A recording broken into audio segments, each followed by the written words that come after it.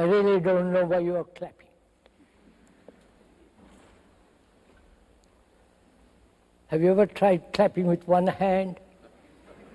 Please do that now from today.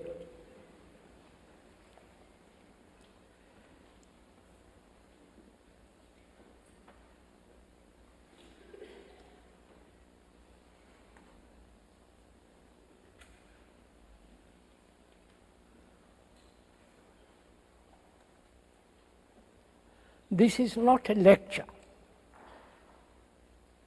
on any particular subject, according to certain disciplines, scientific or philosophical.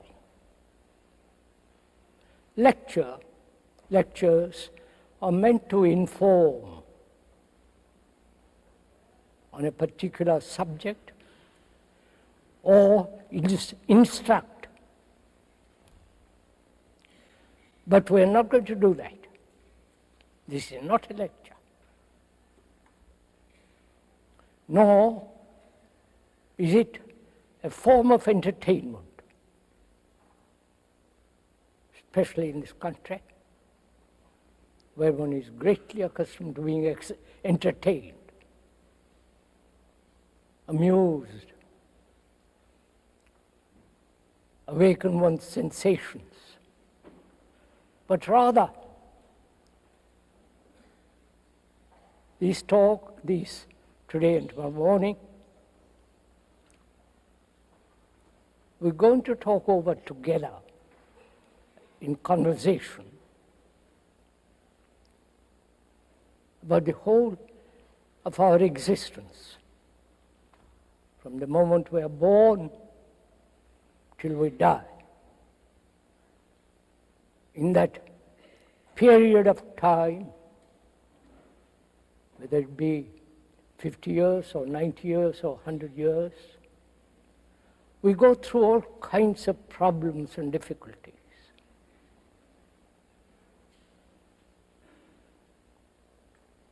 We have problems, economic, social, religious, problems of personal relationship, problems of individual fulfillment, wanting to find one's roots in some place or other. And we have innumerable psychological wounds, fears, pleasures, sensations. And also there is a great deal of fear in all human beings. Great deal of anxiety, uncertainty, and a pursuit of pleasure. And also, all human beings on this beautiful earth suffer, have great deal of pain, loneliness. We're going to talk about all that together. And what place has religion in modern life? And also we're going to talk over together the question of death. What is a religious mind? And what is meditation? And if there is anything that is beyond all thought, there is anything sacred in life, or everything is a matter, and therefore we lead a materialistic life. We're going to talk over together all these problems within this afternoon and tomorrow morning. So, as we said, this is not a lecture. This is a conversation between you and the speaker.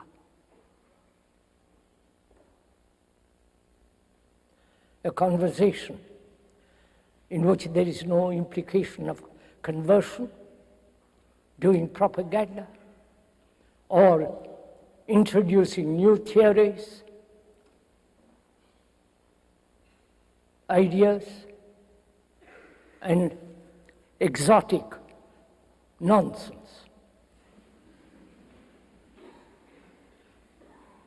We are going to, if you will kindly, talk over together our problems as two friends.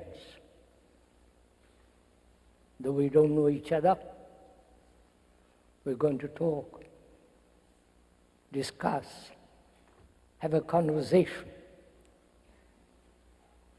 which is much more important than being lectured at or being told what to do or to believe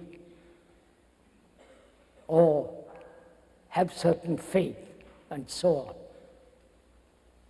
on. On the contrary, we're going to observe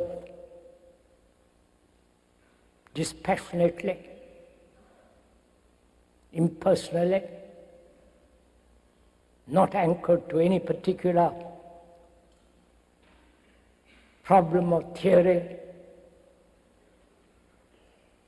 but we're going to look together what mankind has done to the world and what we have done to each other.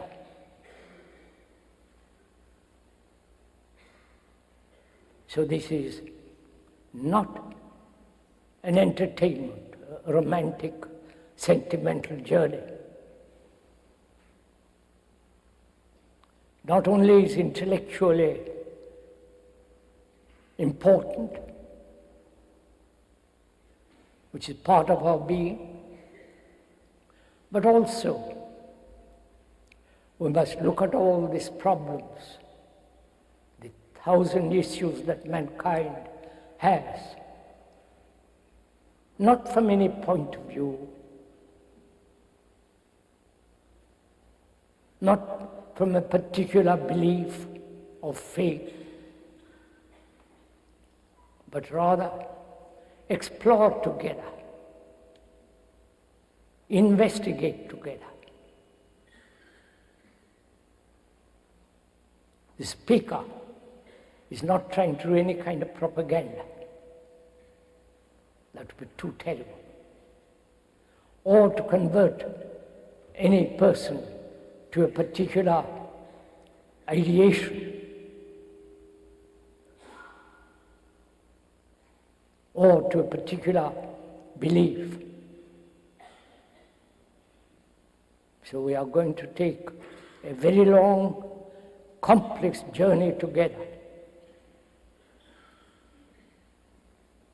So it's your responsibility, as well as that of the speaker, that we walk together, investigate together, look at the world that we have created. The society in which we live is put together by man, whether it be economic, social, the rich and the poor, and so on. The society in which we live, each one of us contributed to it. And if you are willing, and apparently you must be willing because you are here and I'm here, to take this long, complex journey. Because life is very complex. And we like to look at complexity and get more and more complex. But we never look at anything simply. With our brains, with our heart, with our whole being. So, let us take the journey together. The speaker may be voicing, putting into words what is happening objectively, clearly, and totally dispassionately. Mankind has lived on this earth perhaps for 1 million or 50,000 years. We have lived on this earth for many, many millennia. And during those periods of long time, mankind has suffered pleasure, loneliness, despair, uncertainty, confusion, multiple choices, therefore multiple complexities. And there have been wars, not only physical, bloody wars, but also psychological wars. And mankind has asked, if there can be peace on earth, pacem in terris, the Latin for peace on earth. And apparently, this has not been possible.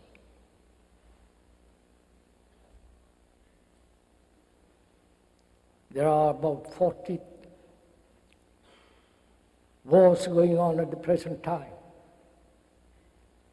both ideological, theoretical, economic, social.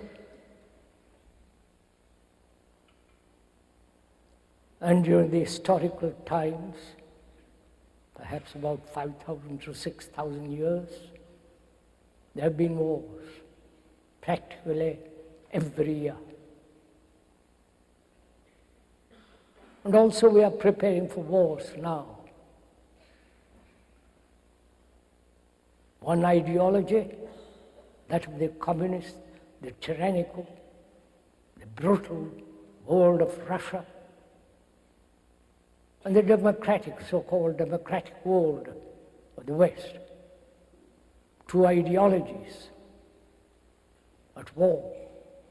What kind of implements we should use, control of armament and all the rest of it. Wars seems to be the common lot of mankind.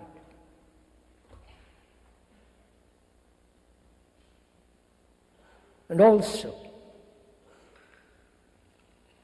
when observe all over the world, piling of armaments, the tiny little nation or tribe to the highly sophisticated, affluent society like yours.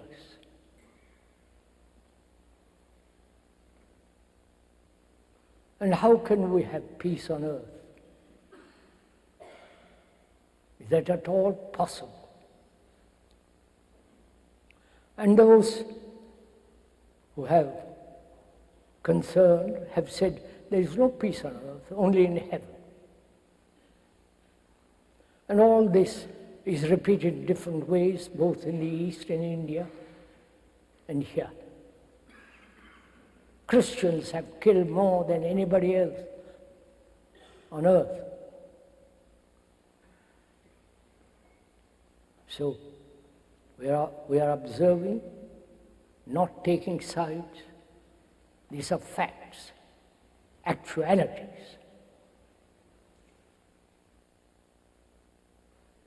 And there are these religions, Christianity, Islamic world, the fundamentalists, and the Hinduism and Buddhism, and the various sects within the organized Christianity.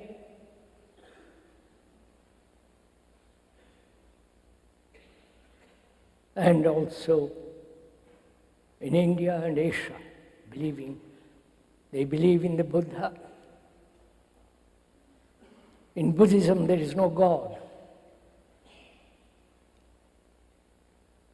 In Hinduism, somebody calculated there are about 300,000 gods.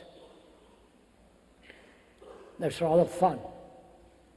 You can choose whichever god you like. And in Christianity and Islam, there is only one God, based on two books, the Bible and the Quran.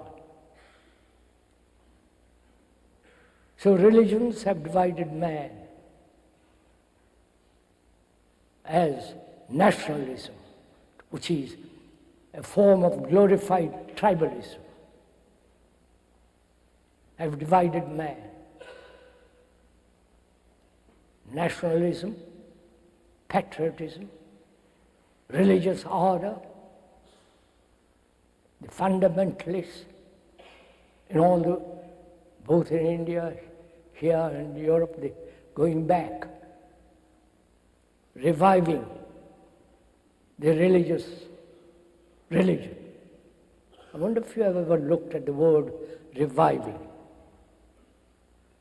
You can only revive something that's dead or died. Nothing living. You can't revive a living thing. And in this country, they are reviving religion. And also they are doing the same thing in different parts of the world. And there is division between nationalities, religion, economic, and so on. And man has always been in conflict, as everyone in this world goes through all kinds of misery, all kinds of sorrow, pain, desperate loneliness.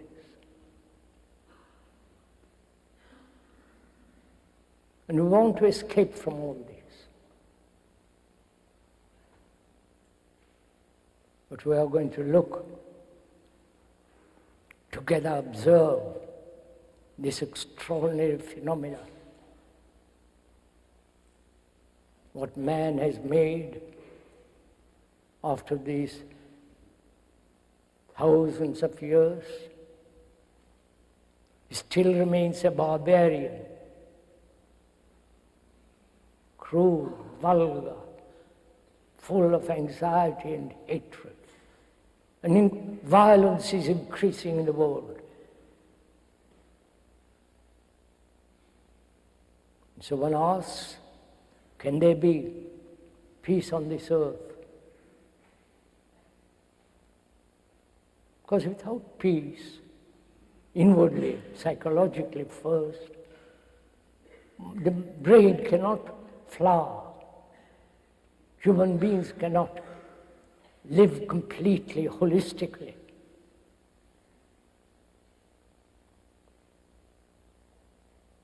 So, why are we, after this long evolution,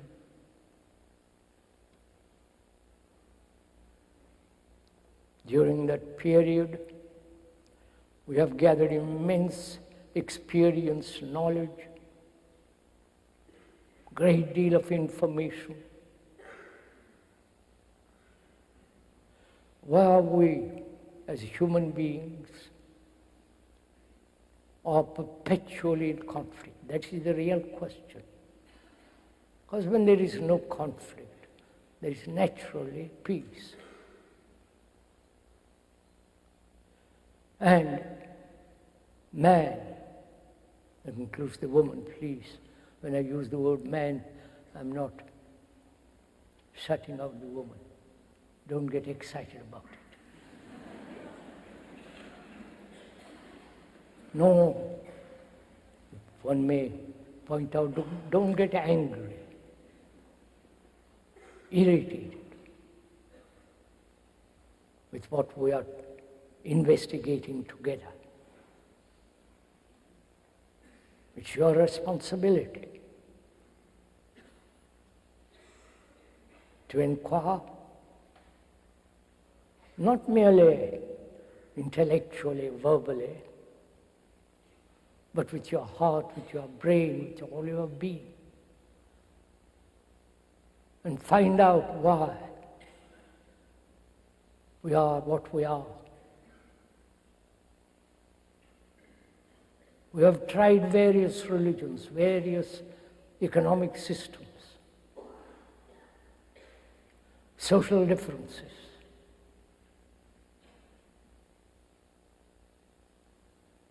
And yet, we live in conflict.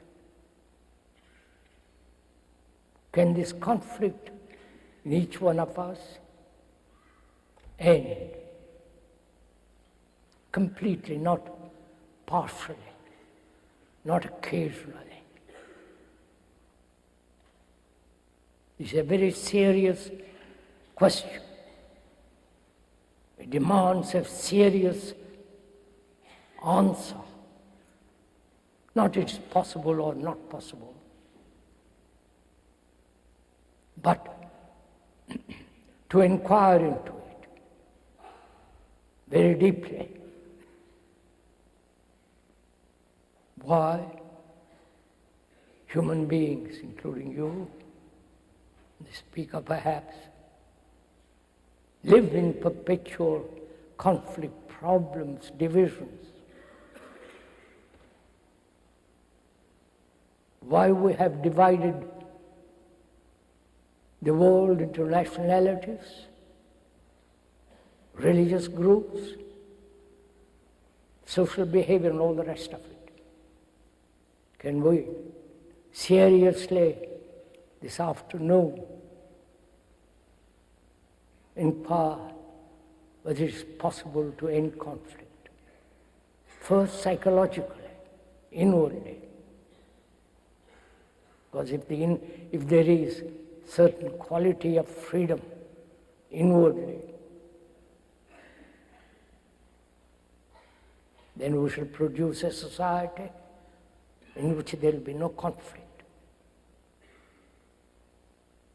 So it's our responsibility as human beings, as so-called individualities, that we seriously put our brains, our energy, our passion into to discover for ourselves, not according to any philosopher, not according to some psychiatrist and so on, but to inquire, observe, find out for oneself whether this conflict between two human beings, whether it be intimate or not, whether it could end.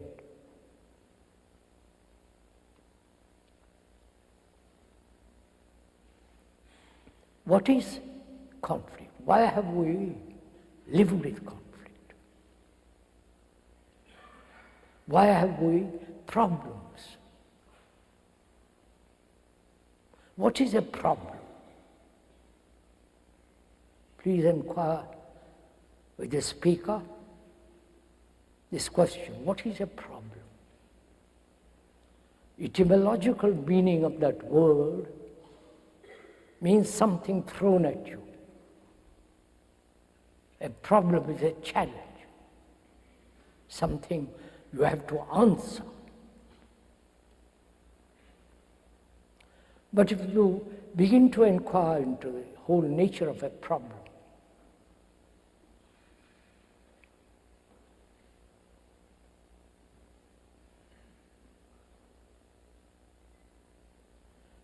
If you begin to inquire into the whole nature of a problem, whether it's most intimate or whole problem,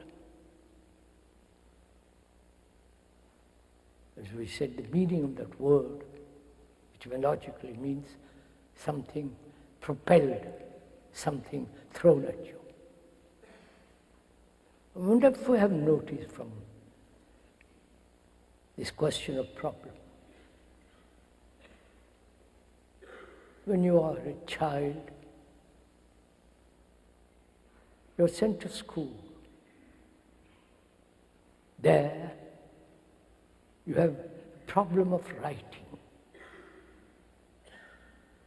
problem of mathematics, problem of history, science, chemistry, and all the rest of it. So from childhood, we are trained to have problems. Please have patience. Look at it carefully. So our brain is conditioned, trained, educated to have problems.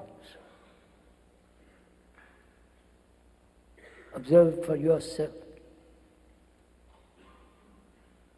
Don't please merely listen to the speaker.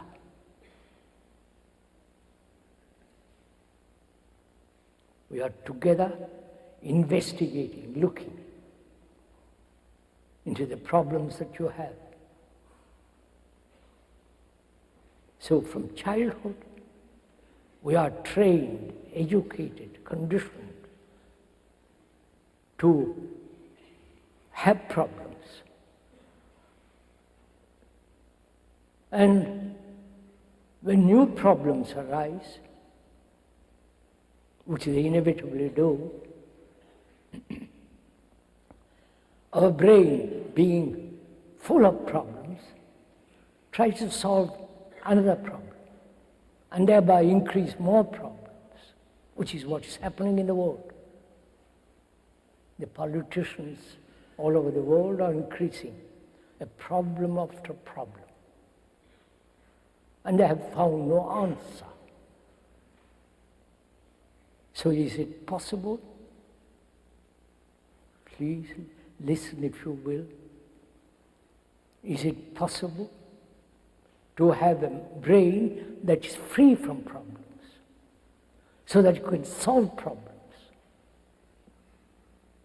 Not a cluttered brain full of problems.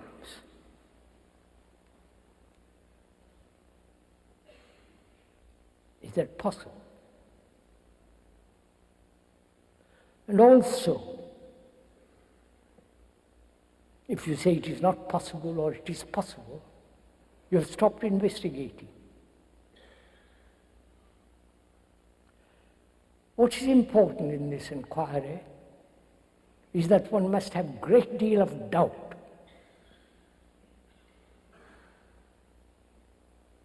Skepticism. Never accepting anything at its face value or according to your pleasure or gratification. This life is much too serious.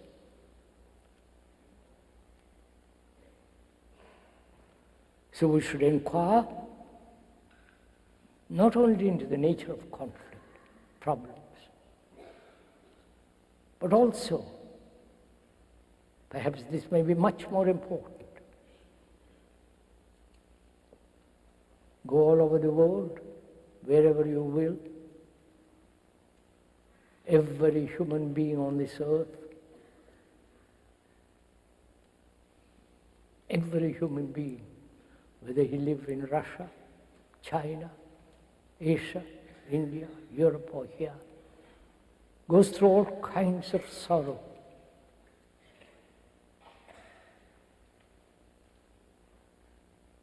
Thousands, millions have shed tears, and occasional laughter. Every human being on this earth has had great loneliness, despair, anxiety, confused, uncertain, like you. Every human being, black, white, purple, or whatever color you like. And psychologically, this is a fact, actuality, not invented by the speaker, but this is observable. You can see it on every face on this earth. And so, psychologically, you are the rest of mankind.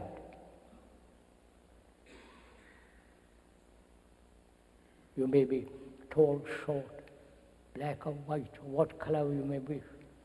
But psychologically, you are the mankind. Please understand this.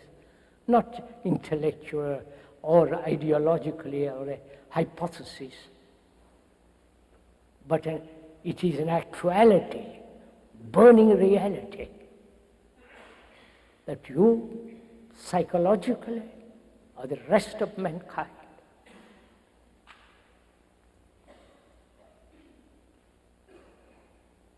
Therefore, you're psychologically, you are not individuals.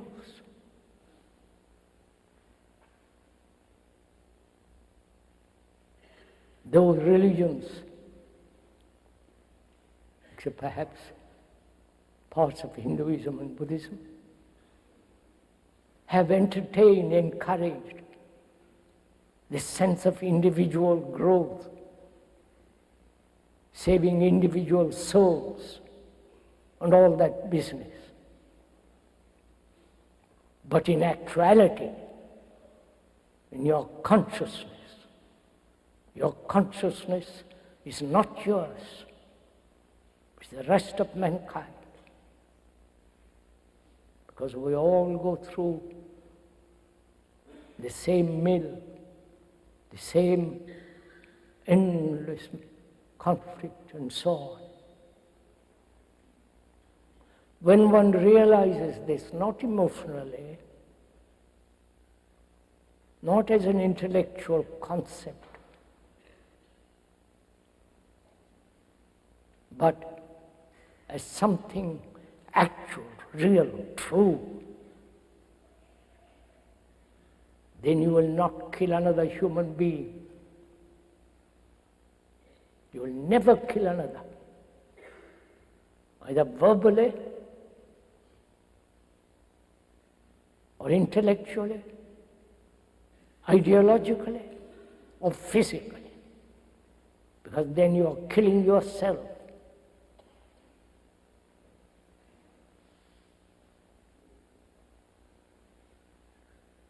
But individuality has been encouraged all over the world. Each one struggling for himself, his success, his fulfillment, his achievement, pursuing his desires, and creating havoc in the world. Please understand this very carefully.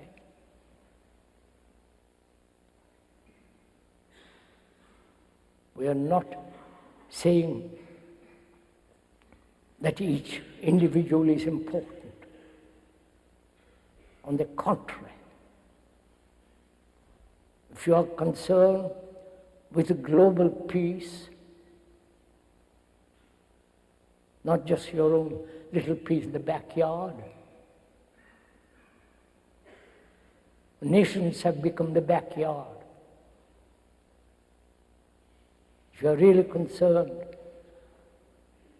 as most serious people must be concerned,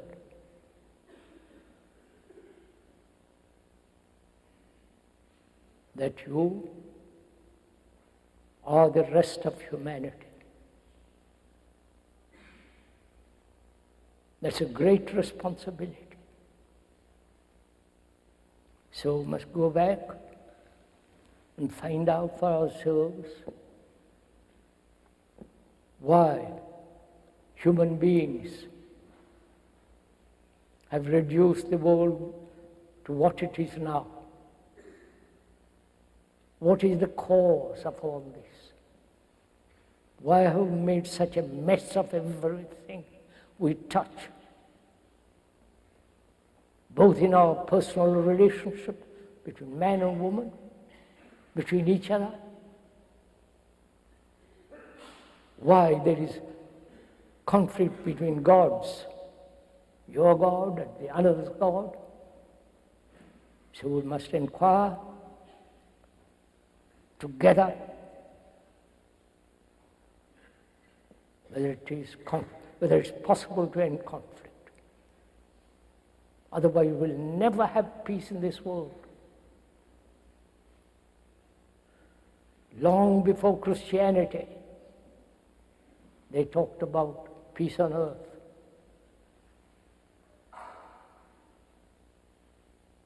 Long before Christianity, in Hinduism, they worshipped trees,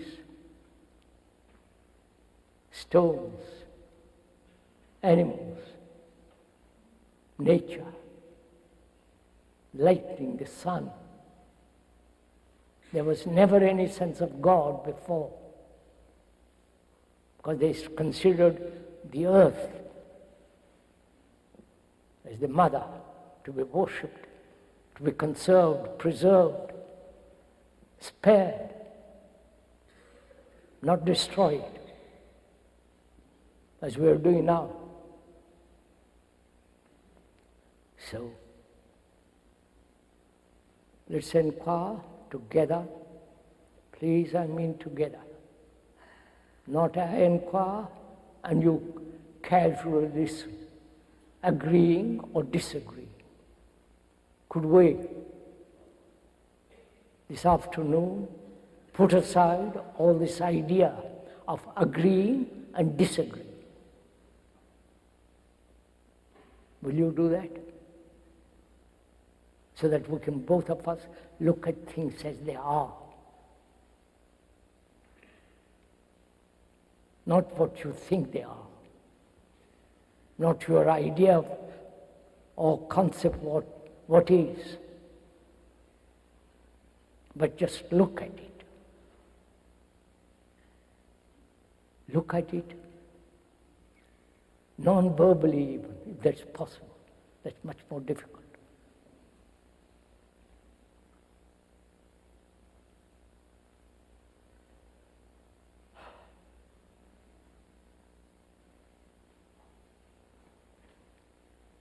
First of all, this is the actual world we live in. You cannot possibly escape from it through monasteries, through religious experiences, and one must doubt all these experiences.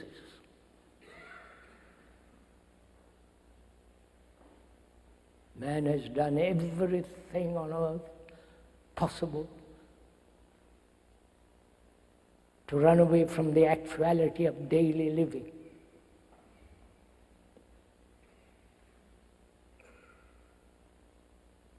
With all its complexities. Why do we have conflict in relationship between man and woman?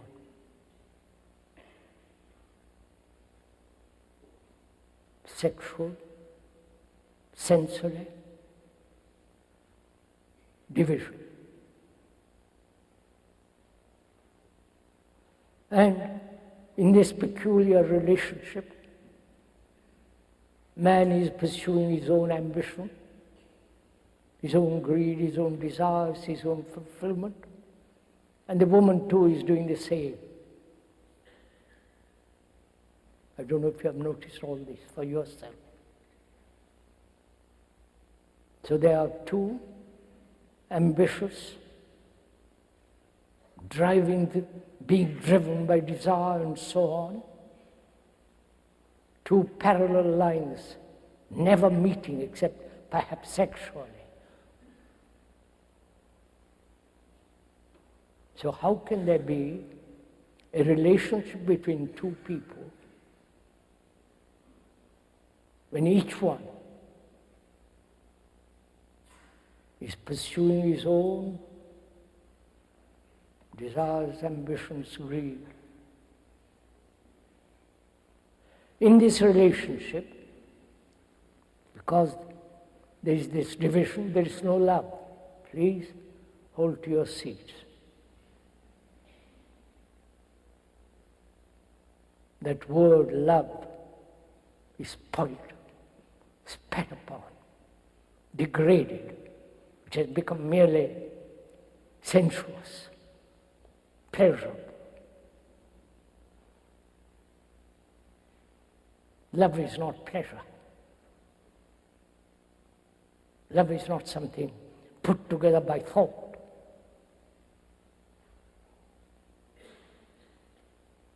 It's not something dependent on sensation. We'll talk about that a little later. So how can there be right, true relationship between two people when each one considers his own importance?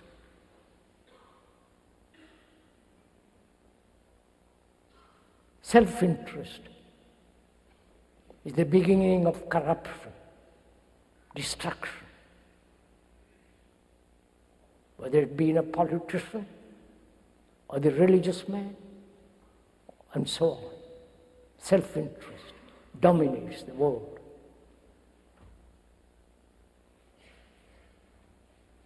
And therefore, there is conflict.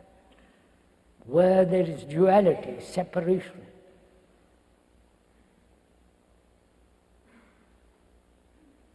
as the Greek and the Muslim, as the Jew and the Arab, as the Christian who believes in some savior, and a Hindu who doesn't believe in all this. There is this division, national division, religious division, individual divisions. Where there is division, there must be conflict.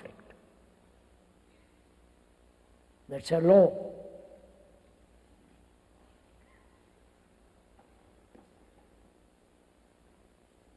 So we live our daily life in a little circumscribed self, the limited self.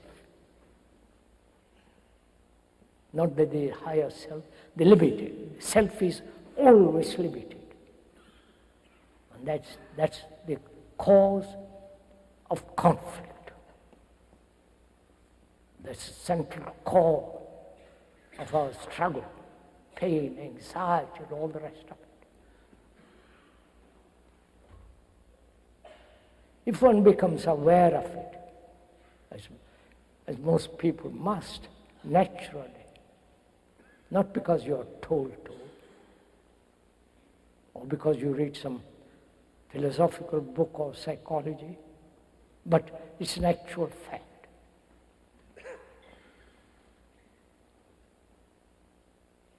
Each one is concerned with himself.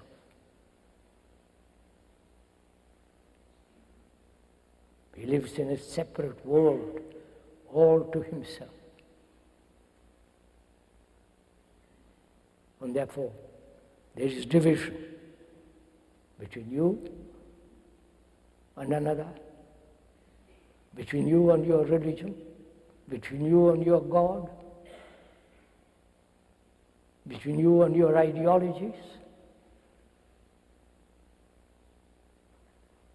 So is it possible to understand, not intellectually but deeply, that you are the rest of mankind?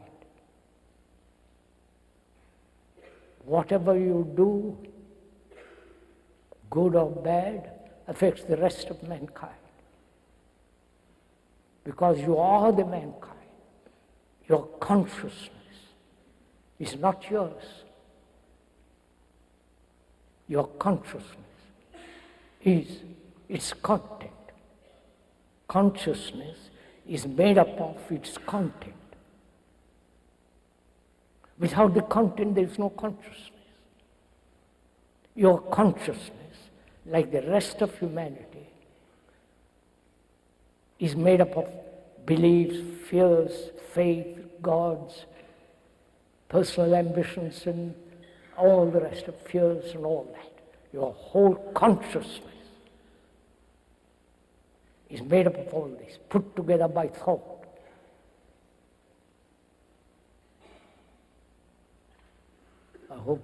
One hopes that we have taken the journey together.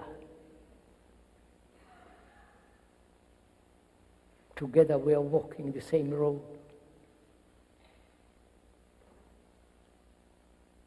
Not that you're listening to a series of ideas. We are not pursuing ideas or ideologies, but facing actuality. Because in actuality, and going beyond that actuality, is the truth. And when you discover, when there is truth, it's the most dangerous thing. Truth is very dangerous because it brings a revolution in oneself.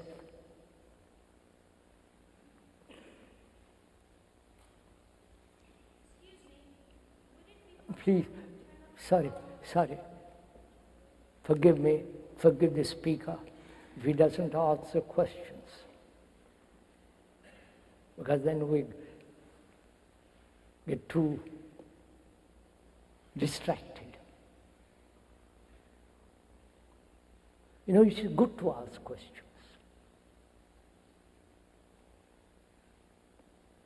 And whom are you asking the question? To whom? Are you asking the question to the speaker? That means you are waiting for an answer from the speaker. Then you depend on the speaker. Then you establish gurus. Have you ever gone into the question, why we ask questions? Not that you should not, but we're inquiring. Suppose you ask the speaker a question and he answers it.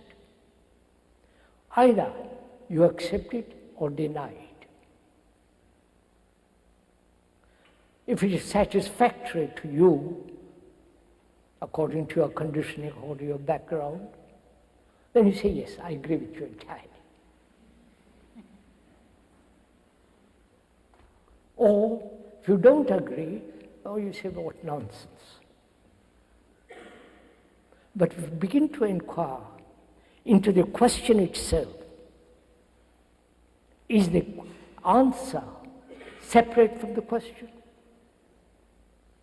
Or does the answer lie in the question itself? The perfume of a flower is in the flower.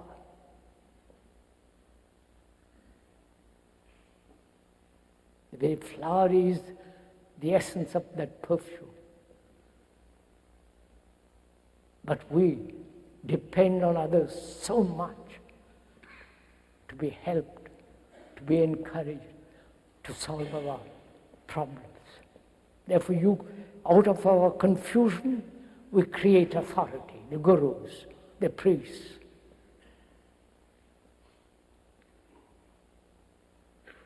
So please, it's good to ask questions. I don't know if you've gone into this. You know, we have lost the art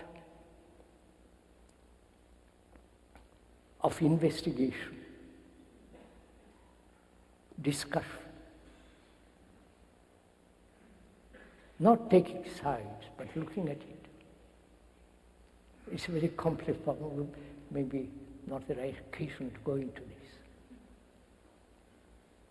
We also should inquire why from childhood we are hurt, psychologically wounded. Most of us psychologically are wounded. And from that wound, either one is conscious of it or not, many of our problems arise.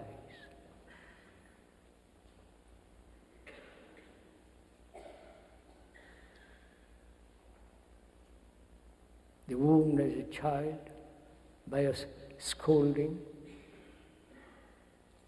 by saying something ugly, brutal, violent, we are wounded.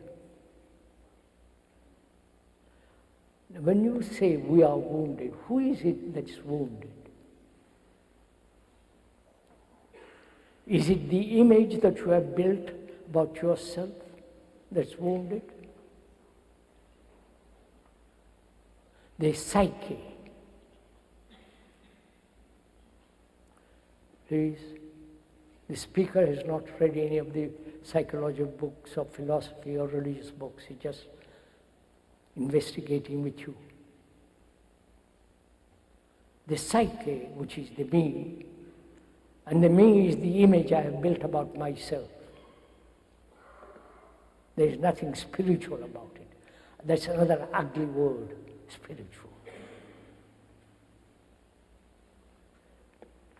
That image gets hurt. And we carry that image right through our life. If one image is not pleasant, we put together another image, which is pleasant, encouraging, worthwhile, significant, giving intellectual meaning to our life. This is the wound is brought about in the image that one has built about oneself. Is it possible to live on this earth not having a single image about anybody, including God, if there is such an entity? No image about your wife and your children and your husband and so on. Not to have a single image. Then it's possible never to be hurt. And also, as our time is limited, because we're only this talk in the afternoon and tomorrow morning, we ought to inquire carefully whether it is possible to be free of fear.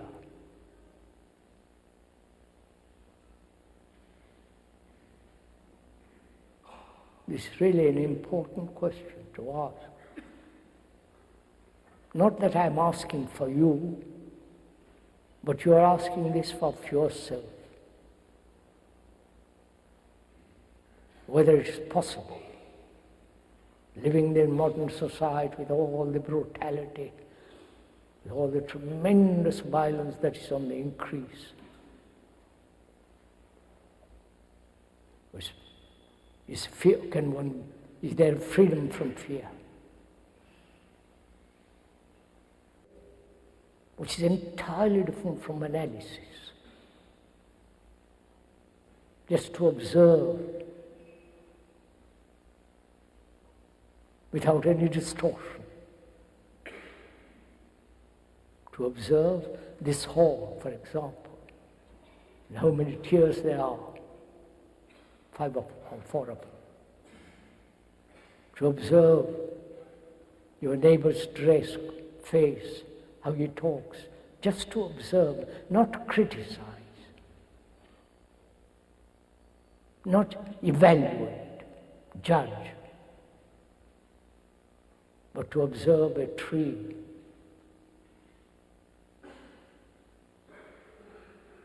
to observe the moon, in these 5th running waters.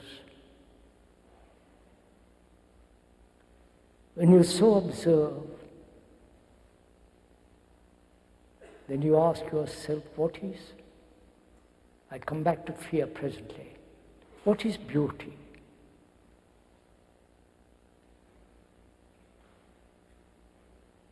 They talk a great deal about beauty in the magazines, how you must be beautiful, your face, your hair, your complexion, and all the rest of it.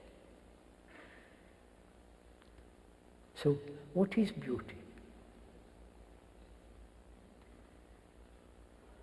Is beauty in the picture, in the painting, in the strange modern structure? Is it beauty in a poem? Is beauty in merely the physical face and body? Have you ever asked this question? If you're an artist or a poet or a literary person, you may describe something very beautiful, paint something that's lovely, a poem that really stirs your very being. So what is beauty?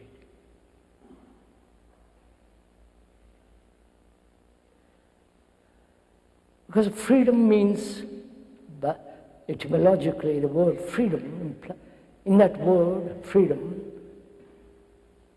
there is love. The word freedom, in that word, there is the etymological meaning also, which is love. What's the relationship between love and beauty?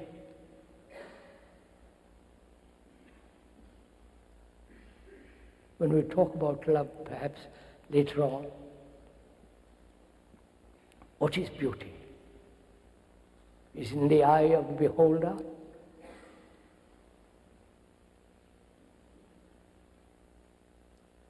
Have you ever noticed, give a nice toy, complicated toy, to a child. He's been naughty, shouting, playing. And when you give him a toy, he gets completely absorbed in that. And all his playfulness stops, naughtiness, if you can use that word, because he's absorbed.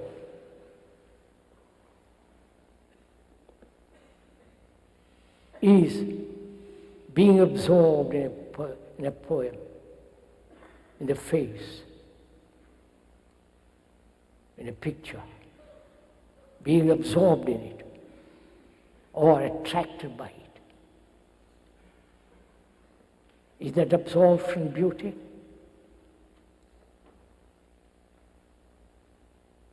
When you look at a marvelous mountain with the snow cap, eternal snows, the line against the blue sky,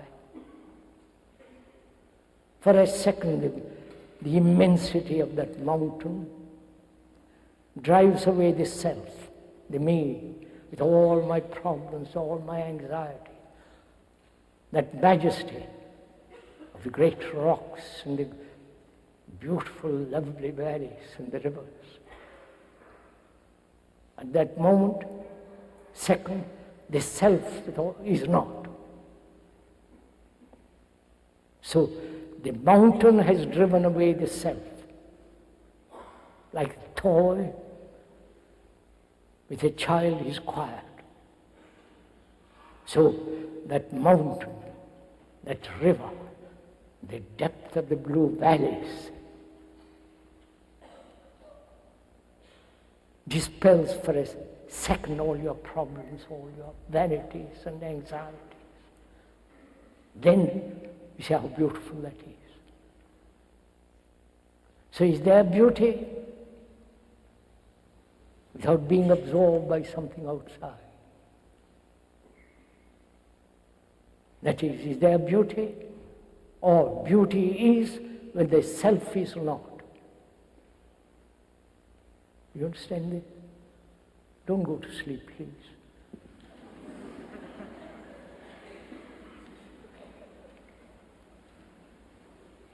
You might have had good lunch. I hope you did. But this is not the place to go to sleep. It's your problem, your life, not the speaker's life. It's your life. Your vanities, your despairs, your sorrows we're talking about. So keep awake for another quarter an hour, 20 minutes, 30 minutes, if you're interested. So, beauty is when the self is not. And that's it. That requires great meditation, great inquiry, tremendous sense of discipline. The word discipline means the one disciple who is learning from the master. Learning, not disciplining, conforming, imitating, adjusting. Learning. Learning brings its own tremendous discipline.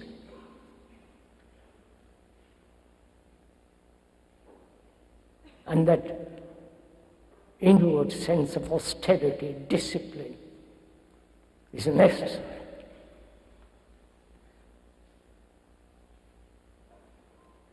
And so, we must inquire together into what is fear.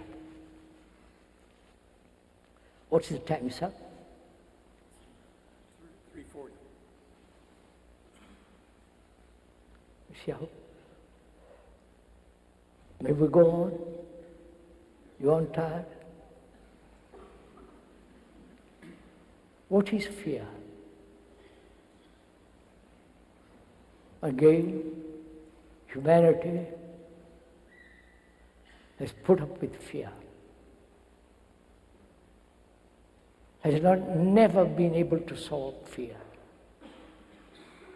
Never. There are various forms of fears.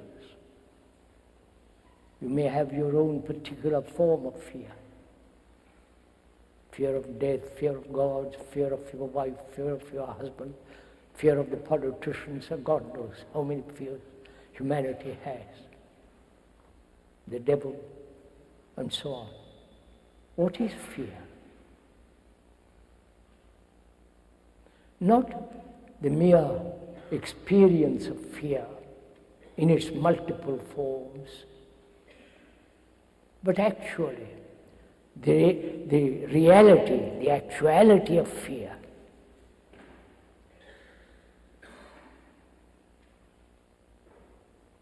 How is it brought about?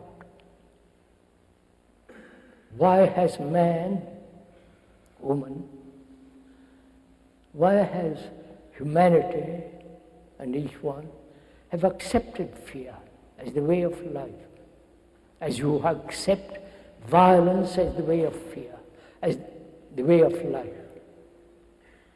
Violence in the television, violence of war, violence of your daily life.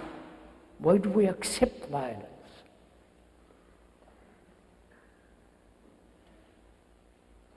The ultimate violence is to go into organized killing, which is called war.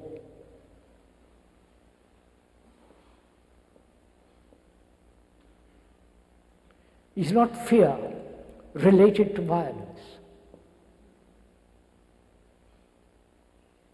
So in inquiring into fear, the actual truth of fear, not the idea of fear. You understand the difference? The idea of fear is different from the actuality of fear. Right? I don't. So what is fear? How has it come about? What's the relationship of fear to time, to thought?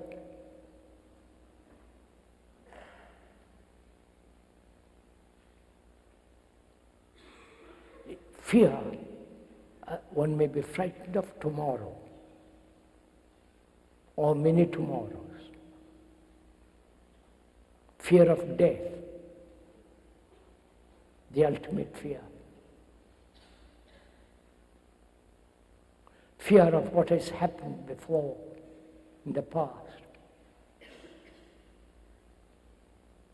Fear of what is actually going on now. So we must inquire together, please. The speaker keeps on repeating together. Otherwise it's no fun talking to myself.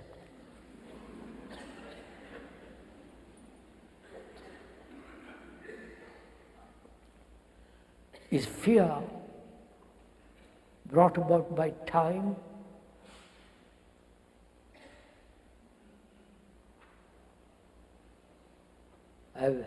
Someone has done something in the past, hurt you, and the past is time. The future is time. The present is the time, is time. So we are asking, is time a central factor of fear? Fear has many, many branches, many leaves. But it's no good trimming the branches. We're asking, what's the root of fear? Not the multiple forms of fear, because fear is fear. Out of fear you've invented gods, saviors. If you have absolutely no fear psychologically, then there is tremendous relief, great sense of freedom. You've dropped all the burdens of life. So we must inquire very seriously, closely, hesitantly into this question. Is time a factor? Obviously. I have a good job now, I may lose it tomorrow. I'm frightened. And I may be married, I'm frightened. When there's fear, there's jealousy, anxiety, hatred, violence. So, time is a factor of fear. Please listen to the end of it. Don't say, how am I to stop time? That's not the problem. That's a rather absurd question to ask. Time is a factor, and thought is a factor.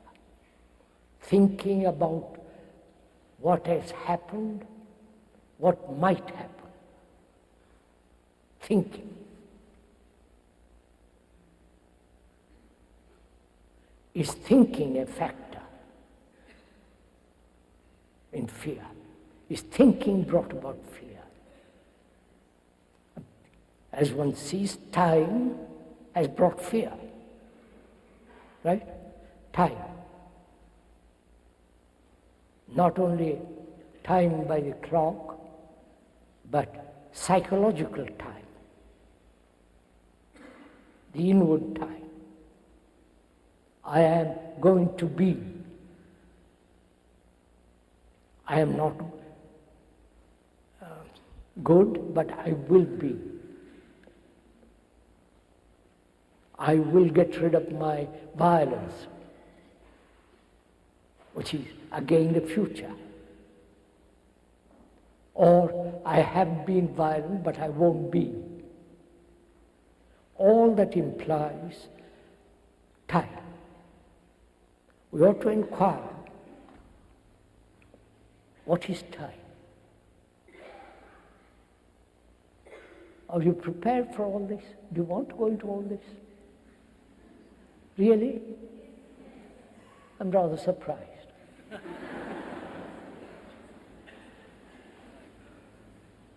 Because you've all been instructed, you've all been informed, you've been all told what to do by the psychologists, by the priests, by your leaders, always seeking help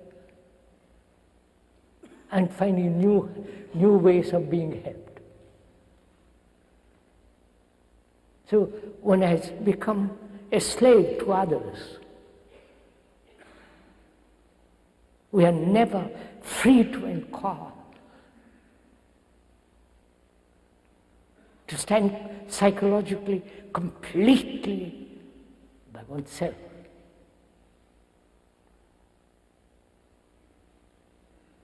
So we're going now to inquire into time. What is time? Apart from the clock, apart from the sunrise and the sunset, the beauty of a sunrise, the beauty of a sunset, apart from the light and the dark, what is time? Please, if one really understands this, the nature of time inwardly, you will find for yourself an extraordinary sense of having no time at all. We'll come to that. Time is the past, right? Time is the future, and time is the present. The whole cycle is time.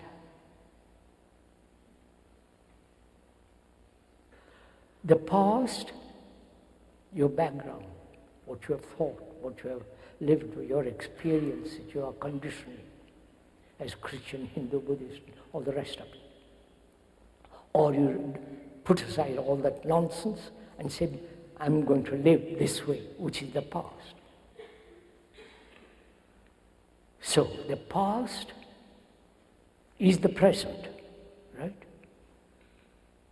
Without the past, you wouldn't be here. Your background, your conditioning, your brain being programmed as Christian, Hindu, Buddhist, and all the rest of it. We've been programmed for 2,000 years. And the Hindus for 3,000 to 5,000 years. Like a computer. They repeat. So the past is the present.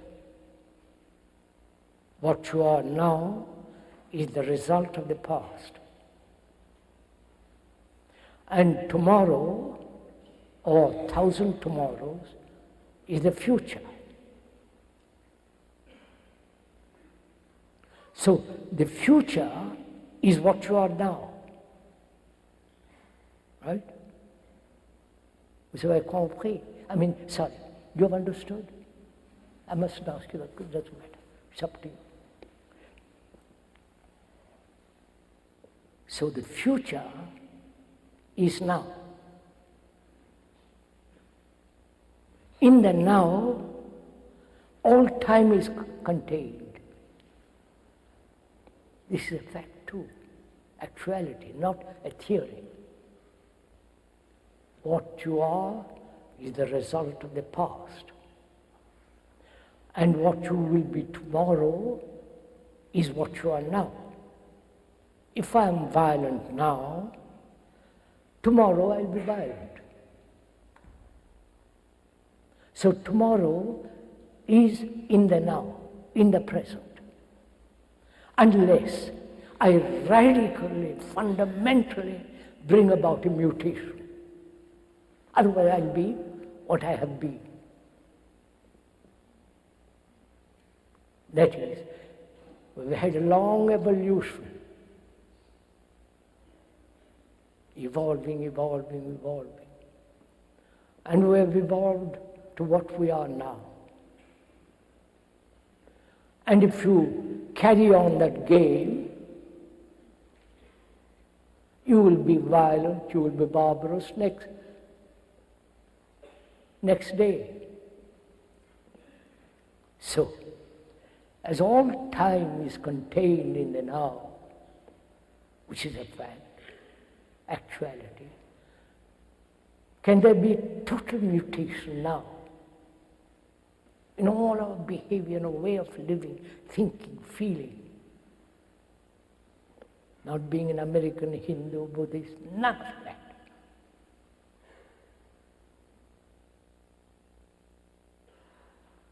Because if you don't radically, psychologically bring about a mutation, then you will be exactly what you have been in the past.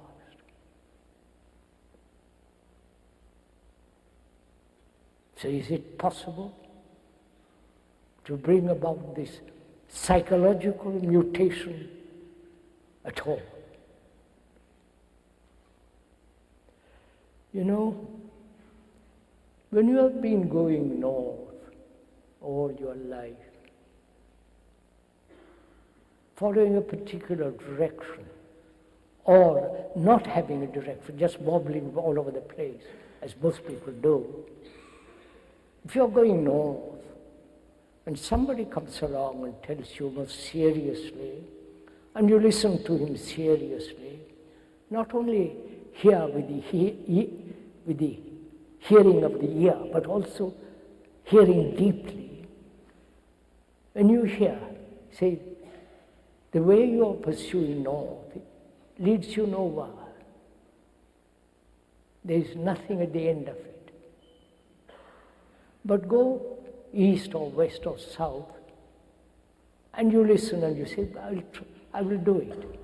When the moment you say you have taken a new turn, there is a mutation.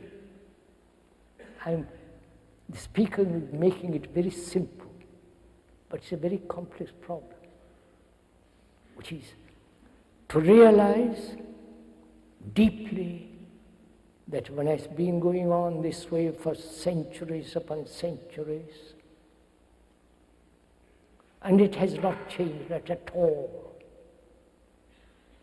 We are still violent, brutal, and all the rest of it.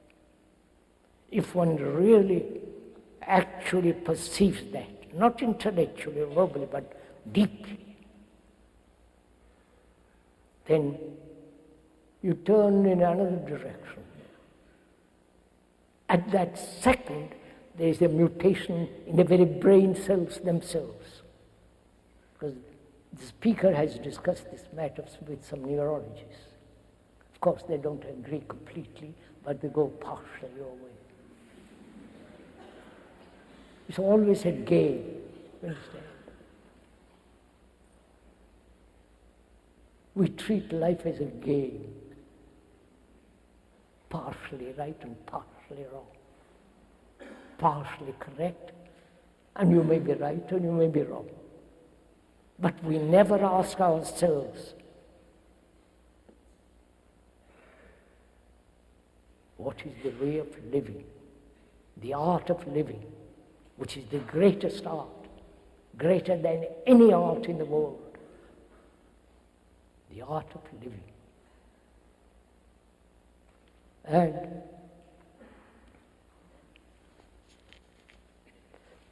$3:57, almost 4. Have I talked an hour? A little more than an hour. Can you put up with this? We'll finish this question. After that, we'll meet again tomorrow. If you are willing. I'm not inviting you. That's up to you.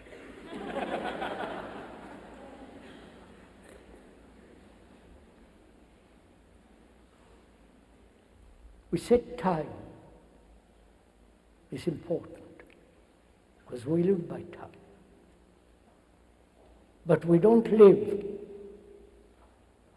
time as a whole, which is the present. In the present, all time is contained, the future and the past. If I'm violent today, I'll be violent tomorrow. And can I end that violence today completely? Not partially. It can. We'll go into it. And also, is fear brought about by thought?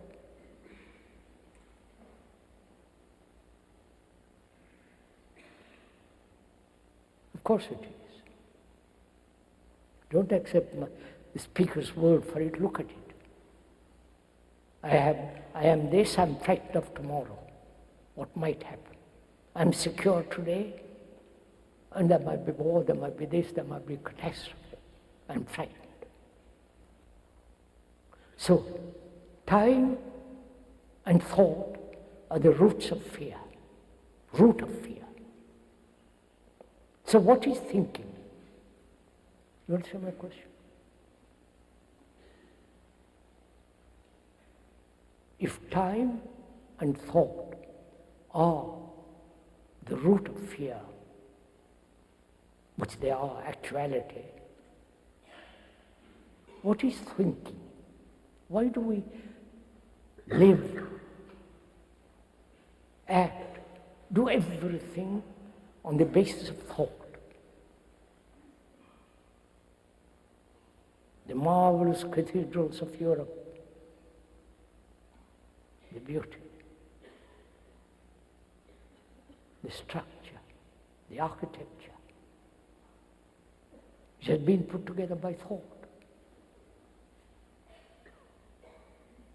All religions and their paraphernalia, their dress, all the medieval robes are put together by thought.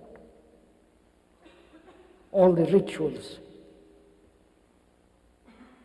are connived, arrayed by thought.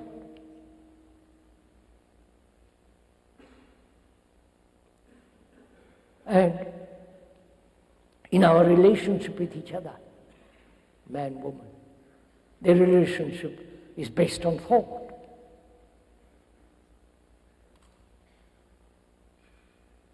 When you drive a car, it's based on thought. Recognition, all that is thought. So one has to inquire, if you're not too tired, and we'll stop at the end of this. What is thinking?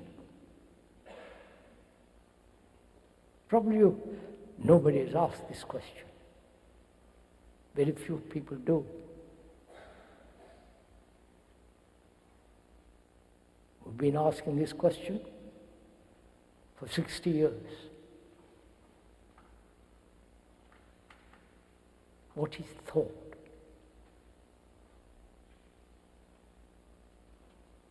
Because if we can find out what is the origin, the beginning, why thought has become so extraordinarily important in our life,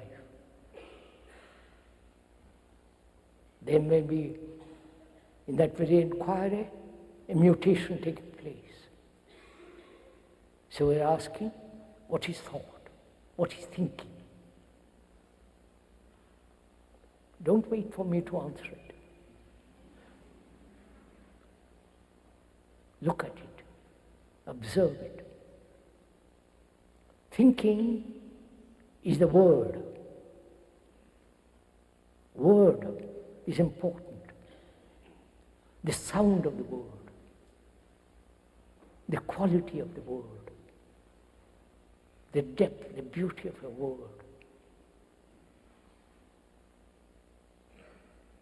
It's especially the sound. I won't go into the question of sound and silence. We'll talk about it perhaps tomorrow.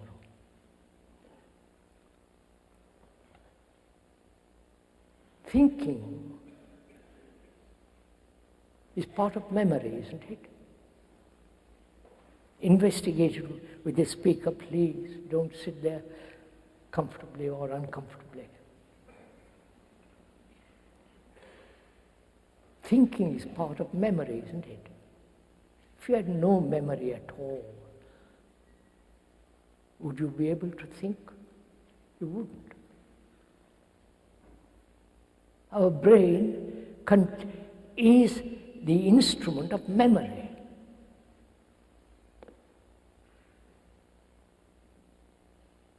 Memory of things that have happened, experience and so on. The whole background of memory.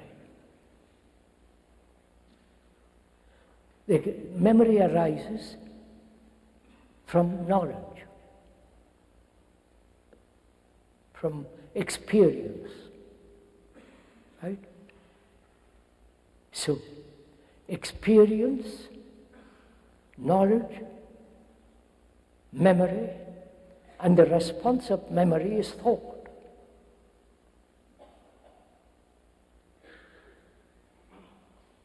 This whole process of experiencing, recollecting, holding, which becomes our knowledge.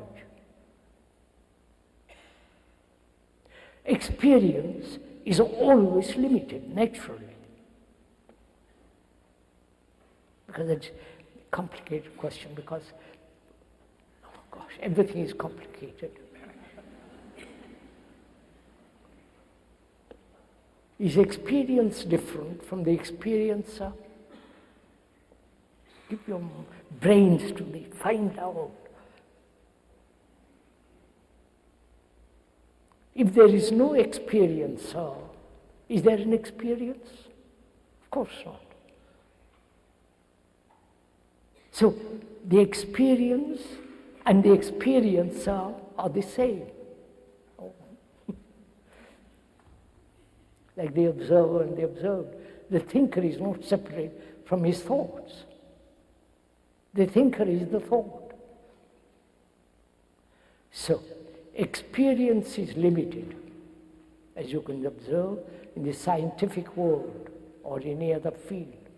They are adding more and more and more every day to their knowledge through experience, through experiment on animals and all that horror that's going on. And that knowledge is limited because they're adding to it. So, memory is limited. And from that memory, thought is limited. So, thought, being limited, must invariably bring about conflict. Just see the pattern of it. Not accept what the speaker is saying, that's absurd. He's not an authority. He's not a guru, thank God. But if you can observe this fact together, that thought and time are the root of fear.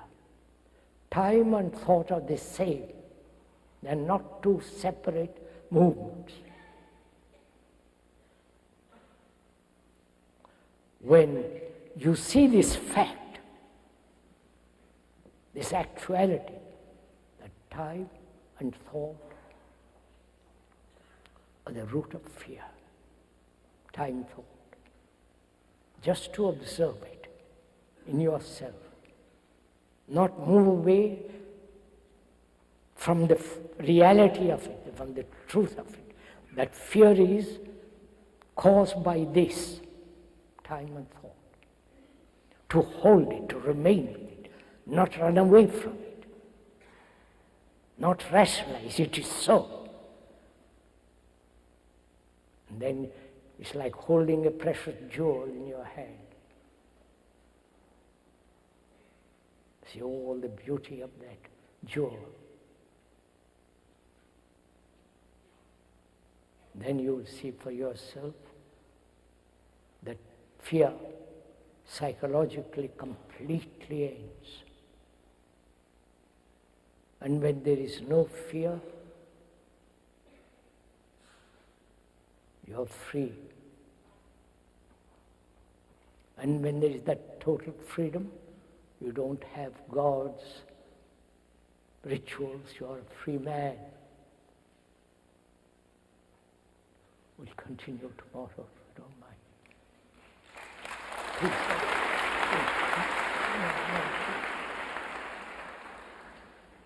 I don't know why you clap. Perhaps you are clapping for yourself.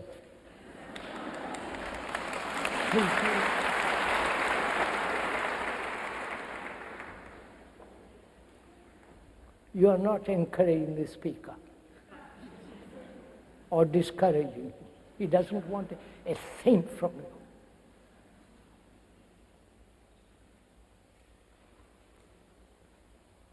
When you yourself become both the teacher and the disciple being the man who is learning, not accumulating knowledge, then you are extraordinary human being. May we get up now?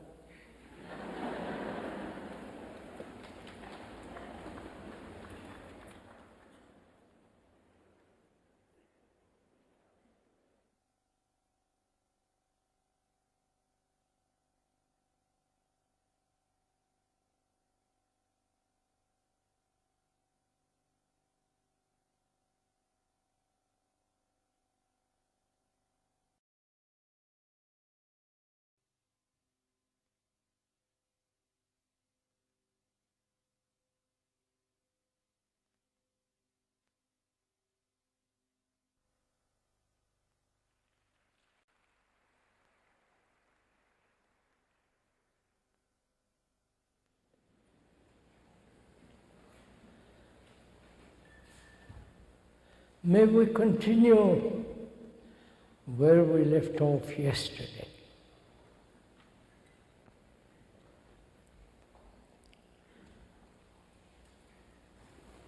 We were talking about fear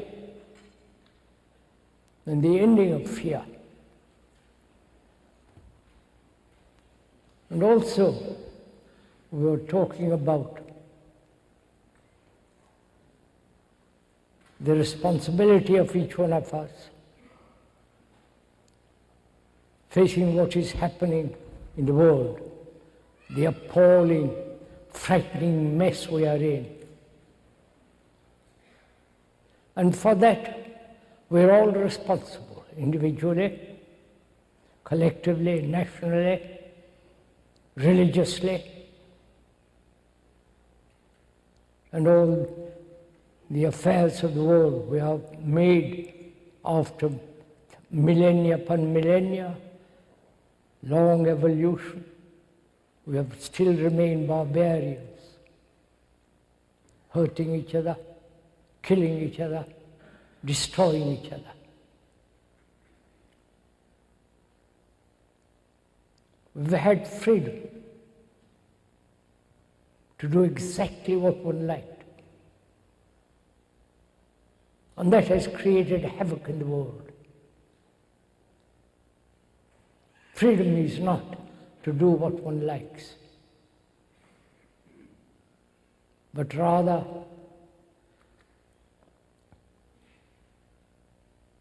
to be free from all the travail of life, from the problems which we went into yesterday morning, from our anxieties, from our psychological wounds, from all the conflict that we have put up with for many, many, many millennia. And also to be free from fear. We talked about all these things yesterday afternoon. And also we said these gatherings, this meeting, is not a lecture on any particular subject to inform, to instruct, to put it into a certain pattern. But rather, it is our responsibility together to investigate, to explore into all the problems of our life, our daily life. Not some speculative concepts or philosophies, but to understand the daily pain, the boredom, the loneliness, the despair, the depression, and the endless conflict which man has lived with.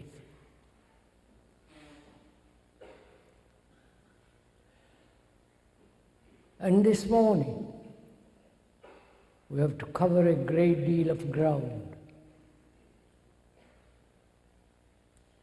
And also we pointed out yesterday,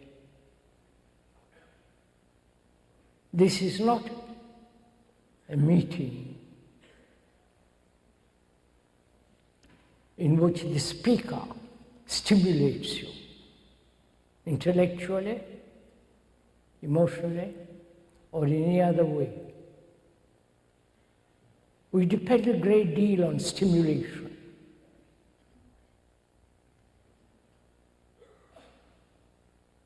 It's a form of commercialism. Drugs, alcohol, and all the various means of sensation.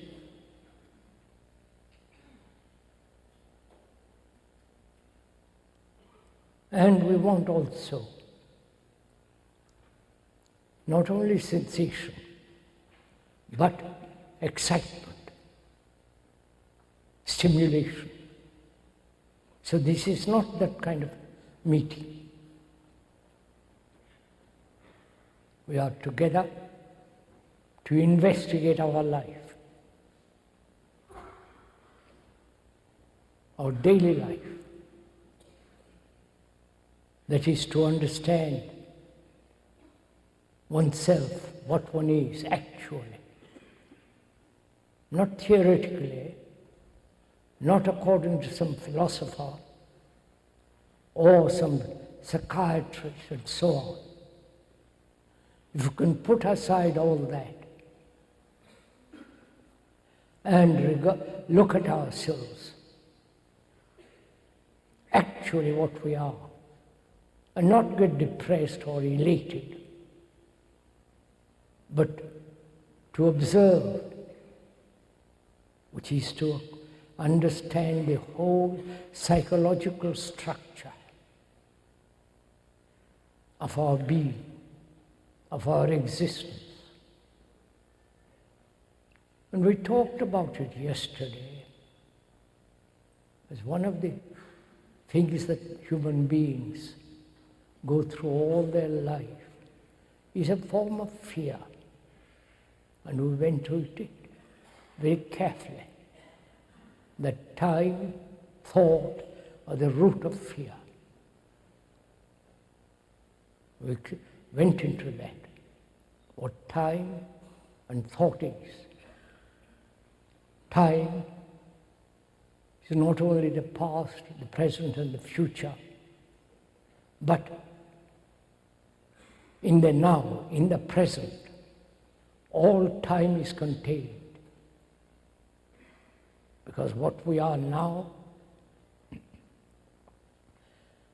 we will be tomorrow, unless there is a great fundamental mutation in the very psyche itself, in the very brain cells themselves. We talked about it. And we also should talk over this morning together. Please, if one may point out,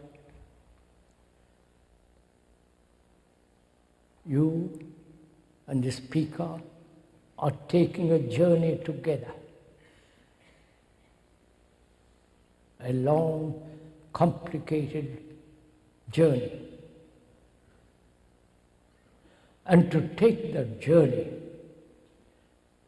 one mustn't be attached to any particular form of belief. Then that journey is not possible. Or to any faith, or to some conclusion or ideology or concepts.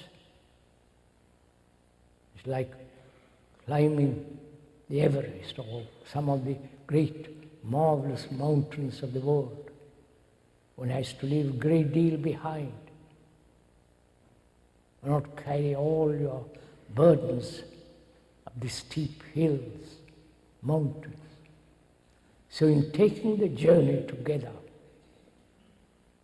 and the speaker means together, not that he's merely talking and you agreeing or disagreeing. If we could put those two words aside completely, then we can take the journey together. Some may want to walk very rapidly, or the others may lag behind. But your journey, all the same, together. We ought also to talk over together why human beings have always pursued pleasure as opposed to fear. We've never investigated what is pleasure, why we want everlasting pleasure in different ways, sexual, sensory, intellectual, the pleasure of possessions, the pleasure of acquiring a great skill, the pleasure that one derives from having a great deal of information, knowledge. And the ultimate gratification is what we call God. As we said, please don't get angry or irritated or want to throw something at the speaker.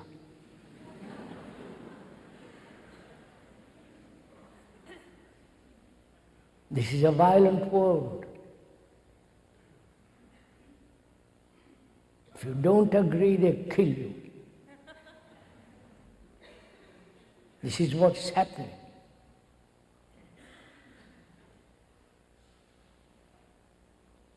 And here, we're not trying to kill each other. We're not doing any kind of propaganda or convince you of anything. But we're going to face the truth of things, not live in delusions. And without delusions, it's very difficult to observe.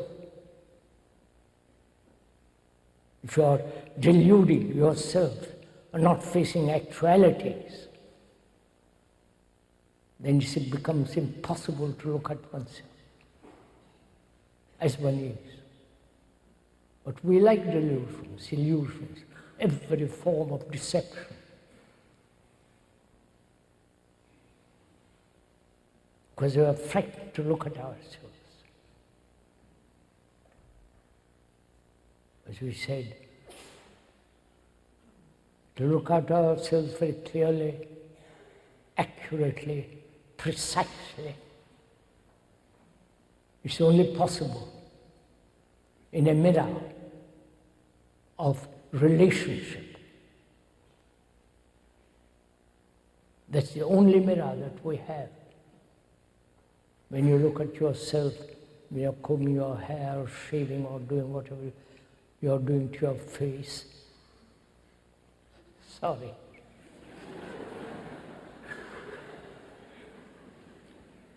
You look at your mirror. Sorry.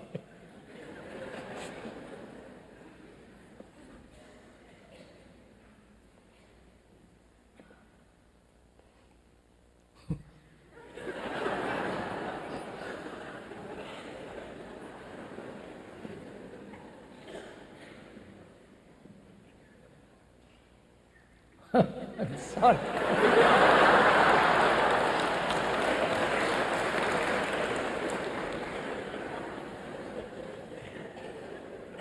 I'm glad you approve.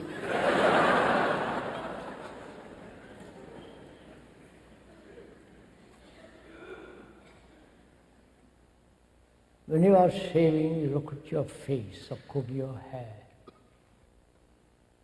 That mirror reflects exactly what you are, your face is, how you look. And psychologically, is there such a mirror in which you can see exactly, precisely, accurately what you are? As we said, there is such a mirror, which is one's relationship, however intimate it be, as man, woman. In that relationship, you see what you are, if you allow yourself to see what you are. You see how you get angry, your possession, your all the rest of it. So pleasure, man has pursued endlessly in the name of God, in the name of peace, and in the name of ideology, and the pleasure of power, having power over others, political power. Have you noticed? Power is an ugly thing when one dominates another in any form. When the wife dominates the husband or the husband dominates the woman. Power is one of the evil things in life.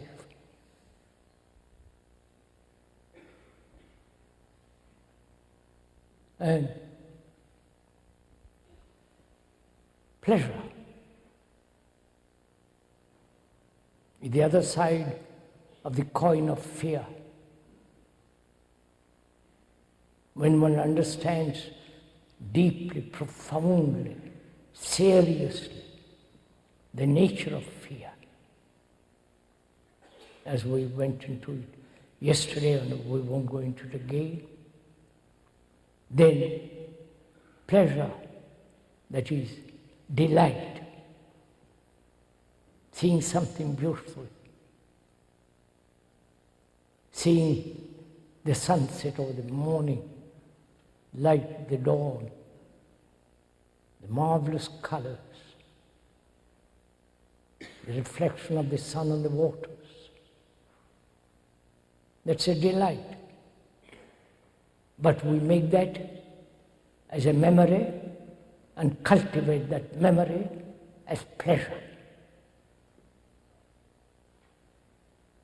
And also, as we said, we just look at it, not do something about it. I don't know if you've gone into the question of action. What is action?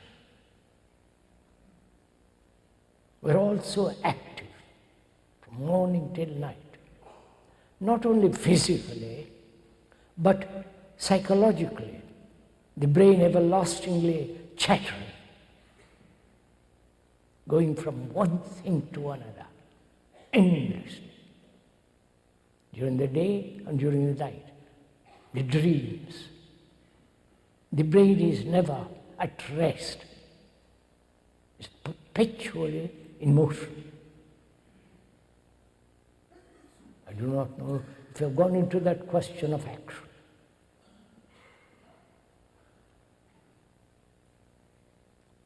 What is action? The doing.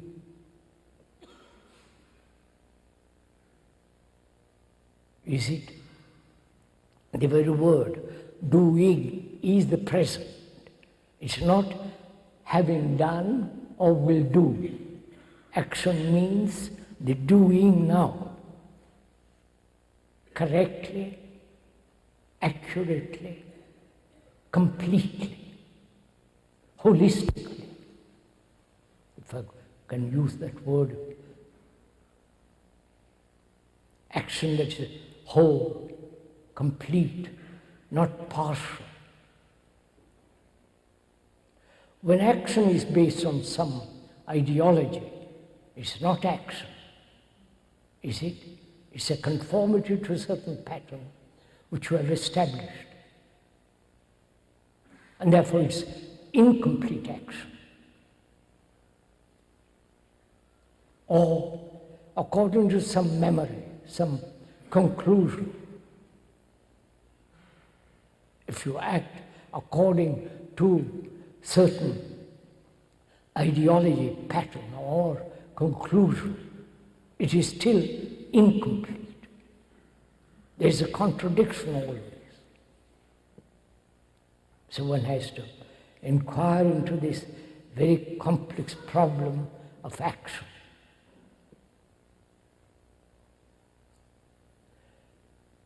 Is action related to disorder or to order?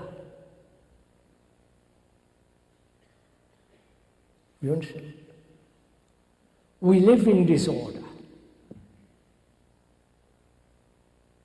Our life is disorderly, confused, contradictory, saying one thing, doing another, thinking one thing, and quite the opposite in our action.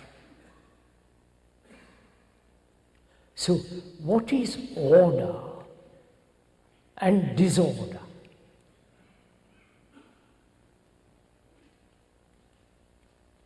Perhaps you have not thought about all these matters. So let us think together about all this. And Lord, please don't let me talk to myself. It's still early in the morning. And you have a whole day in front of you. So let us be aware together of this question. What is order and what is disorder, and what is the relationship of action to order and disorder? We more or less explain what is action. The very word to act means the present, acting. You are sitting there. And what is the relationship?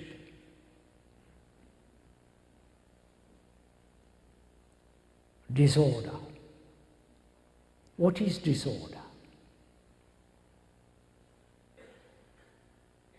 Look at the world, if you will. The world is in disorder. Terrible things are happening.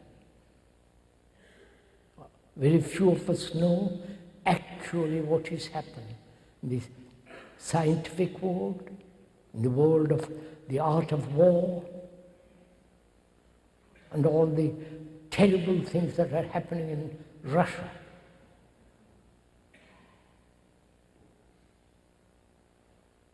And the poverty in all countries, the rich and the terribly poor.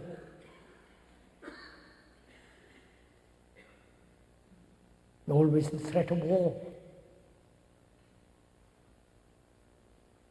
One political group against another political group. So there's this tremendous disorder. That's a actuality, it's not an invention or an illusion. So, and we have created this disorder, because our very life living is disordered. And we are trying socially to bring about order. For all the social reforms and so on and so on. Without understanding and bringing about the end of disorder, we try to find order. It's like a confused mind trying to find clarity.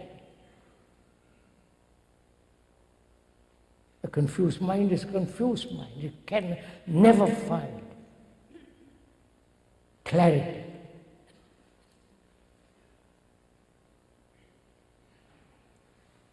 So, can there be an end to disorder in our life, our daily life? Not in order in heaven or in other place, but in our daily life, can there be order? The end of disorder. And then, when there is the end of disorder, there is naturally order. That order is living. It's not according to a certain pattern or a mode. So we are investigating, looking at ourselves and learning about ourselves. Learning is different from acquiring knowledge. Please, this is rather, if you will kindly give your attention to this little bit, that learning is an infinite process, limitless process.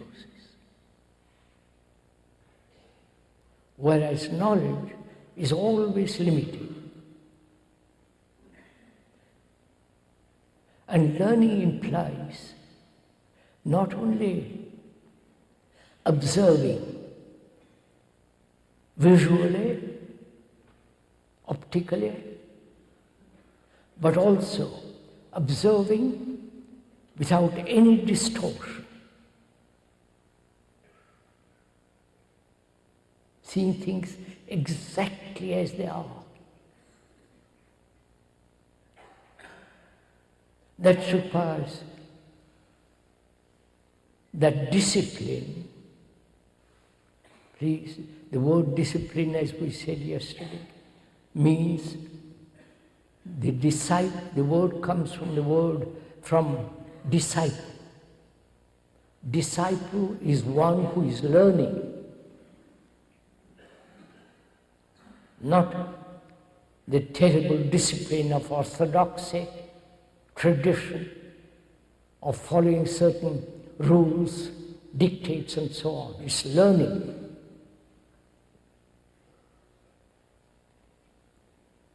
Learning through clear observation without distortion.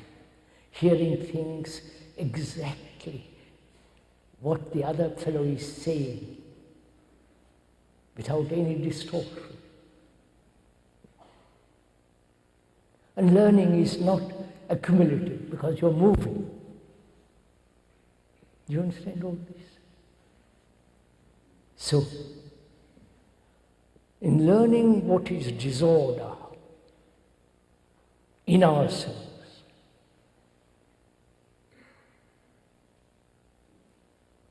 then order comes about very naturally, easily, unexpectedly. And when there is order, order is virtue. There is no other virtue except complete order. That is complete morality, not some imposed or dictated morality.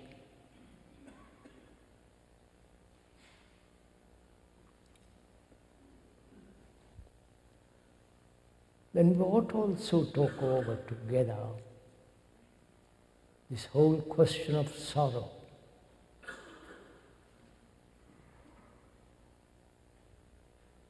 You don't mind? Because man and woman, children throughout the world, whether they live behind the iron curtains, which is most unfortunate for them, whether they live in South Asia or India or Europe or here, every human being, whether rich or poor, intellectual, or just ordinary layman like us, we all go through every form of suffering. Have you ever looked at people that have cried through centuries, through thousands of wars? The husband, the wife, the children. There's immense sorrow in the world.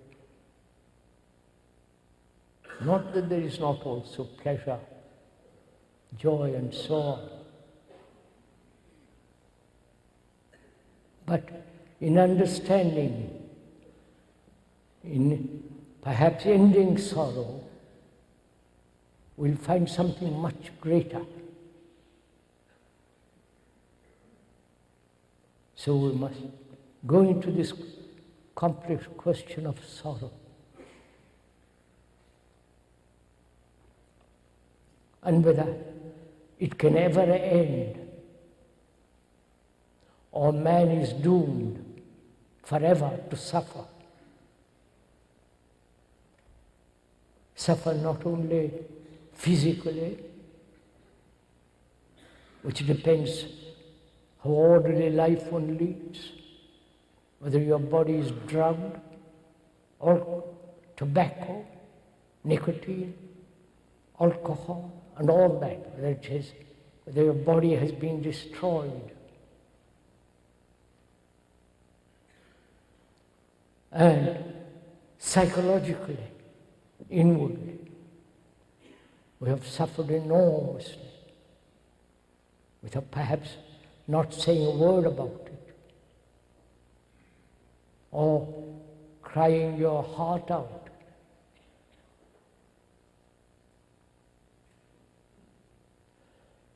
And during all this long evolution of man, from the beginning of time till now,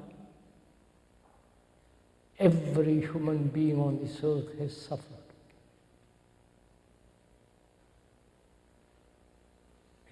Suffering is not merely the loss of someone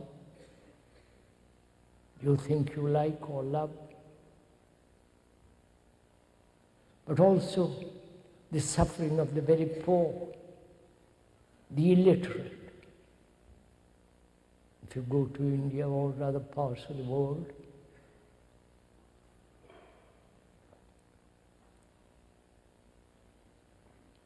you see people walking miles and miles to go to a school little girls and little boys.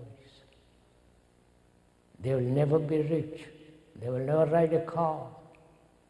Probably they'll never have a hot bath. Wear one sari or one dress, whatever they wear, and that's all they have. And that is sorrow.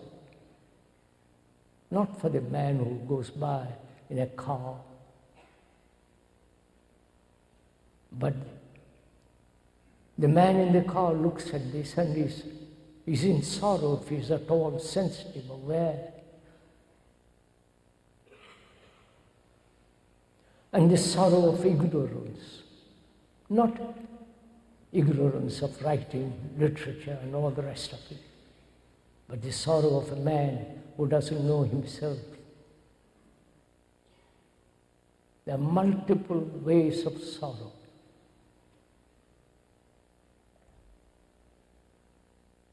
And we're asking, can this sorrow end in with each one? There's the sorrow of oneself, in oneself, and the sorrow of the world.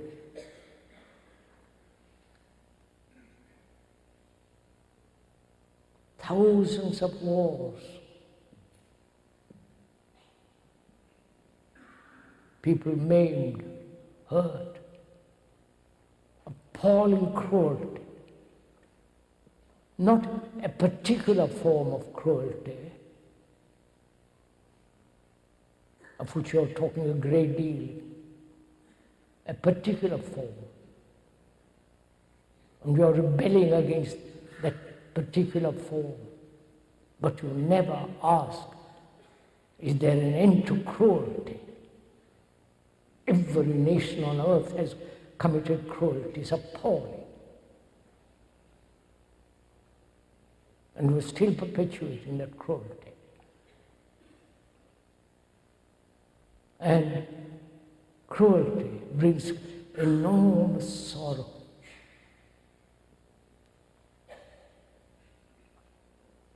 Seeing all this, not from a book, not from a traveler, not from a tourist. Tourists go abroad just to amuse themselves, see sights and having a good time, a holiday. But if you are traveling as a human being, just observing, being aware sensitively to all this, sorrow is a terrible thing. And can that sorrow end? Please ask yourself that question. The speaker is not stimulating you to feel sorrow. The speaker is not telling you what sorrow is. It is right in front of us, right inside you. Nobody needs to point it out. If you keep your eyes open, if you are sensitive, aware of what is happening in this monstrous world. So please ask yourself this question, whether sorrow can ever end. Because like hatred, when there is sorrow, there is no love.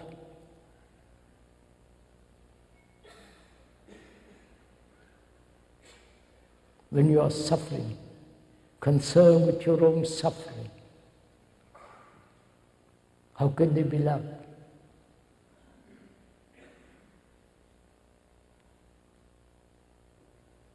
So one must ask this question, however difficult it is to find, not the answer, but sorrow, the ending of sorrow.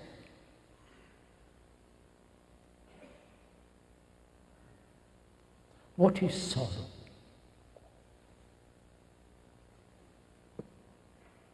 Not only the physical pain and the enduring pain of a person who is paralyzed or maimed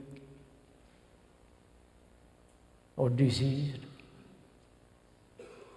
but also the sorrow of losing someone.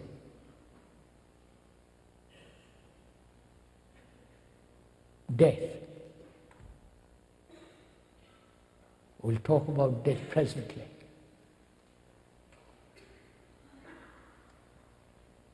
Is sorrow self-pity? Please investigate. We're not saying it is or it is not. We're asking, is sorrow brought about by self-pity one of the factors? Sorrow brought about by loneliness,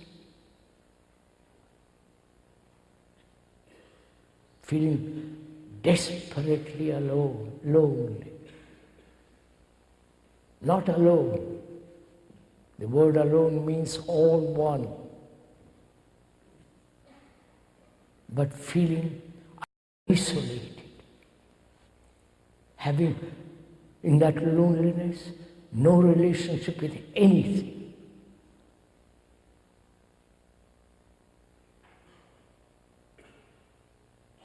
Is sorrow merely an intellectual affair? To be rationalized, explained away? Or to live with it without any desire for comfort? You understand? To live with sorrow. Not escape from it. Not rationalize it. Not find some elusive or exclusive comfort, religious or some illusory romantic escapes, but to live with something that has tremendous significance.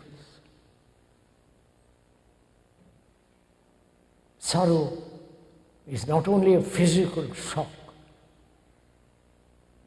When one loses one's son or husband, wife or girl, whatever it is, it's a tremendous biological shock.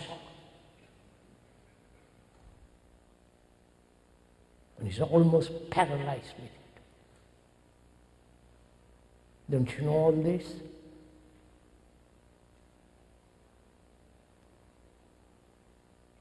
And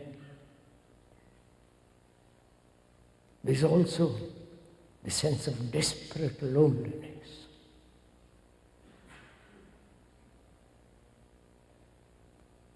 Can one look at sorrow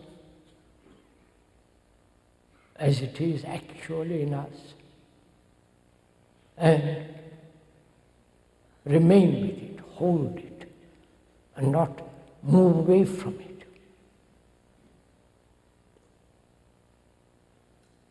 Sorrow is not different from the one who suffers. The person who suffers wants to run away, escape, do all kinds of things.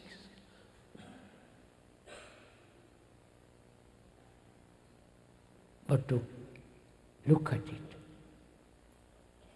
as you look at a child, beautiful child, to hold it, never escape from it. Then you will see for yourself, if you really do it deeply, that there is an end to sorrow. And when there is an end to sorrow, there is passion. Not lust, not sensory stimulation, but passion. And very few have this passion, because we are so consumed with our own griefs, with our own pains, with our own pity and vanity and all the rest of it. We have a great deal of energy. Look what is happening in the world. Tremendous energy to invent new things, new gadgets, new ways of killing others. To go to the moon needs tremendous energy and concentration, both intellectual and actual. We've got tremendous energy, but we dissipate it by conflict, through fear, through endless chattering about nothing. And passion has tremendous energy.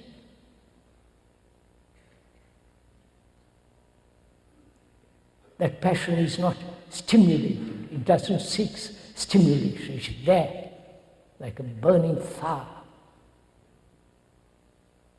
It only comes when there is the end of sorrow. And when you have this sorrow, ending of it is not personal, because you are the rest of humanity, as we said yesterday afternoon. We all suffer. We all go through loneliness. Every human being on this earth, rich or poor, learned or ignorant, everybody goes through tremendous anxieties, conscious or unconscious. Our consciousness is not yours, it's human consciousness. In the content of that consciousness is all your beliefs, your sorrows, your pities, your vanities, your arrogance, your search for power, position, wealth, and all that. All that is your consciousness, which is shared by all human beings. Therefore, it's not your particular consciousness. And that, when one really realizes that, not verbally or intellectually or theoretically or as a concept, but as an actuality,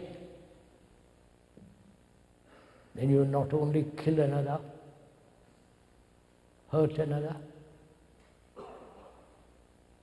but you'll have some other thing which is totally different, of a different dimension altogether.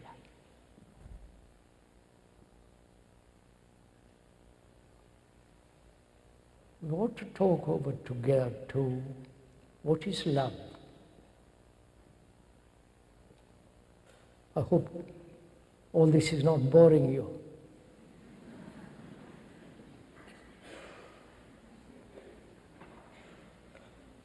If you want to take a breather,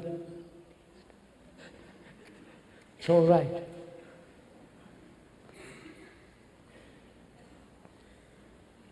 As I said, as the speaker said, we ought to go into this great question of what is love. We use the word love so loosely. It's become merely sensuous, sexual. Love is identified with pleasure.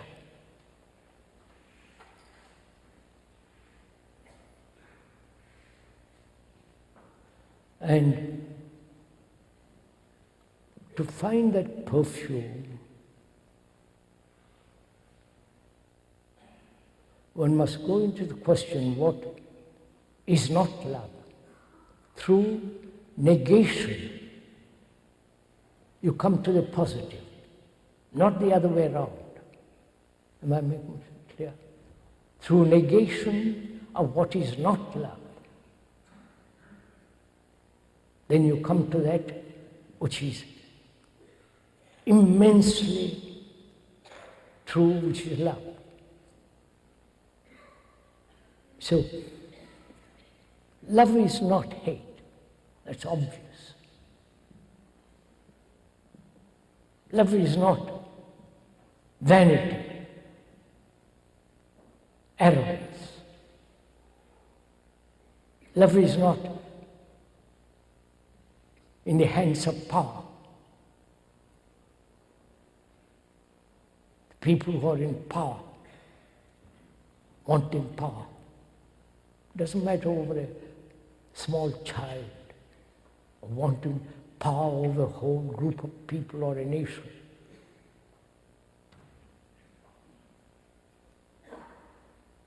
That surely is not love.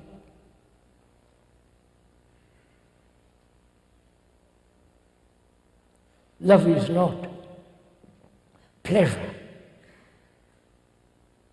Love is not desire. I don't know if we have time to go into the question of desire. Perhaps we may. Love is certainly not thought.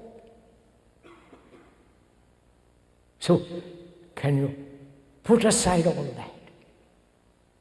Your vanity, the sense of power, however small, however little it is. It's like a worm.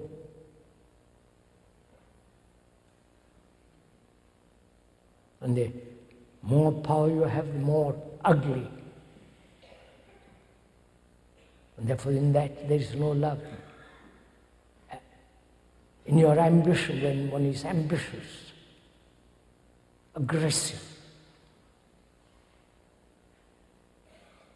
on which you're all brought up, to be aggressive, to be successful, to be famous, to be known, which is also utterly childish from the speaker's point of view.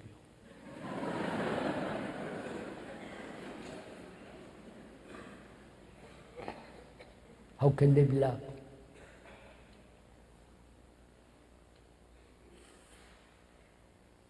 So love is something that cannot be invited or cultivated. It comes about naturally, easily, when the other things are not. And in learning about oneself, one comes upon this. Where there is love, there is compassion. And compassion has its own intelligence. That is the supreme form of intelligence. Not the intelligence of thought, intelligence of cunning, deceptions and all the rest of it. It's only when there is complete love and compassion, there is that excellence of intelligence which is not mechanical.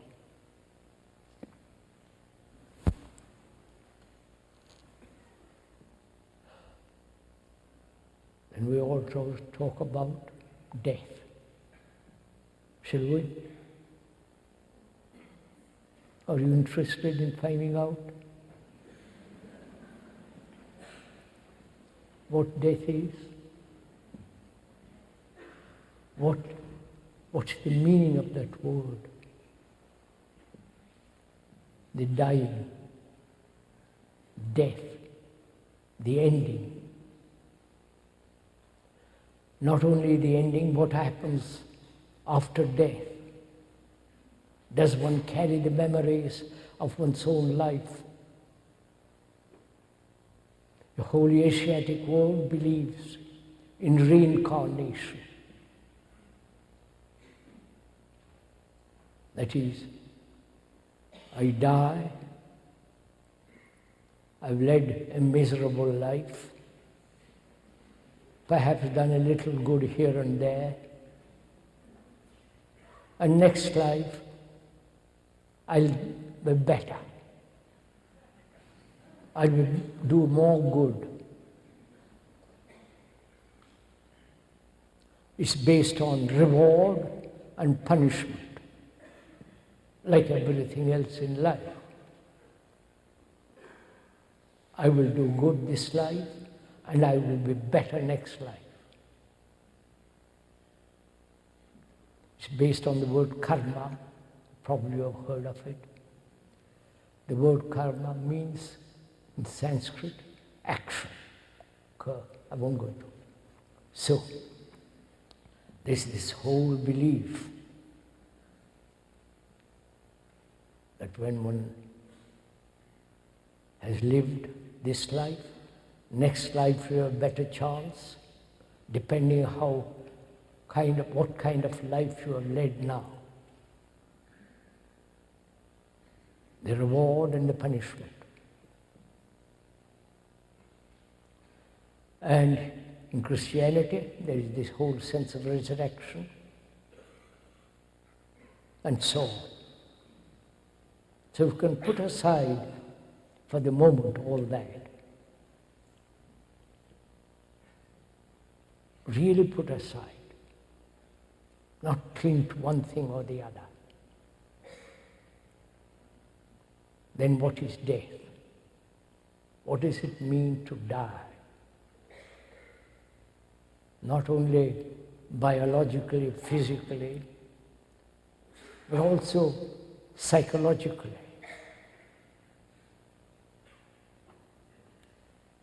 All the accumulation of memories, one's tendencies, the skills, the idiosyncrasies,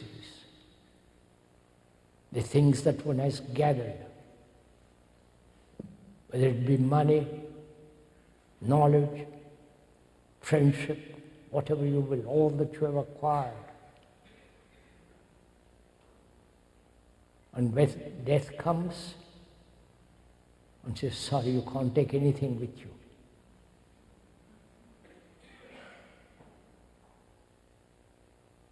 So what does it mean to die?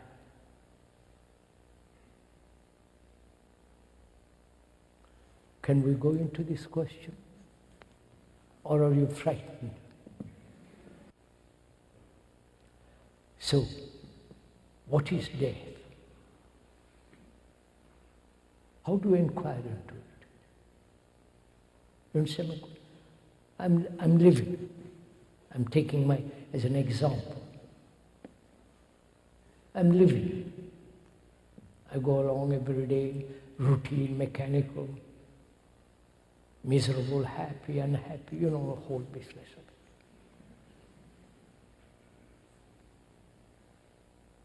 it. And death comes through accident, through disease, through old age, senile.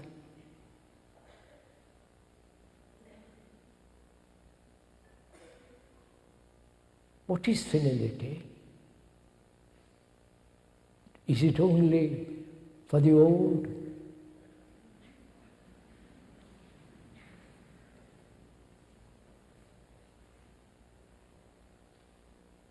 Is it not also, is not senility when we are just repeating?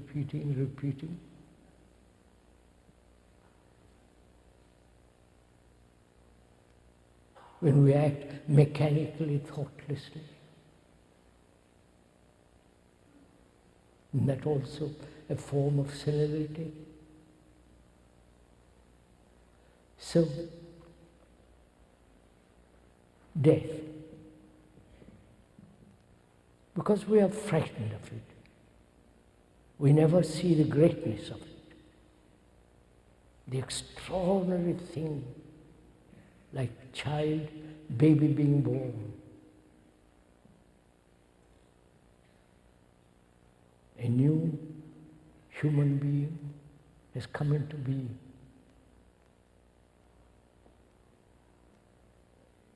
That's an extraordinary event.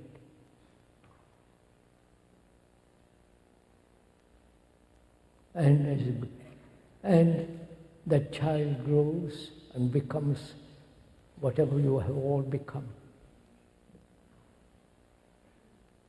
And then dies. Death is also something most extraordinary it must be. And you won't see the depth and the greatness of it if one is frightened.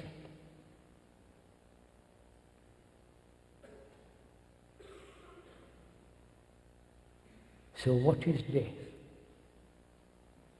I want to find out what it means to die while I'm living.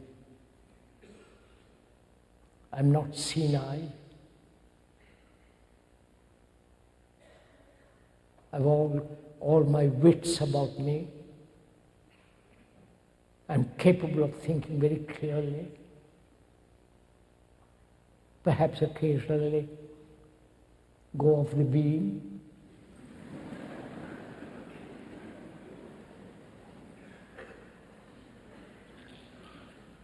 But I'm active, clear, all the rest of it. So I'm asking myself, I'm not asking you.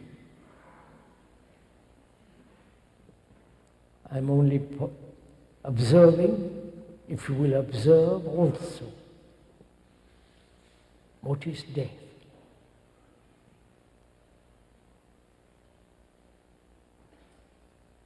Death means surely the ending of everything.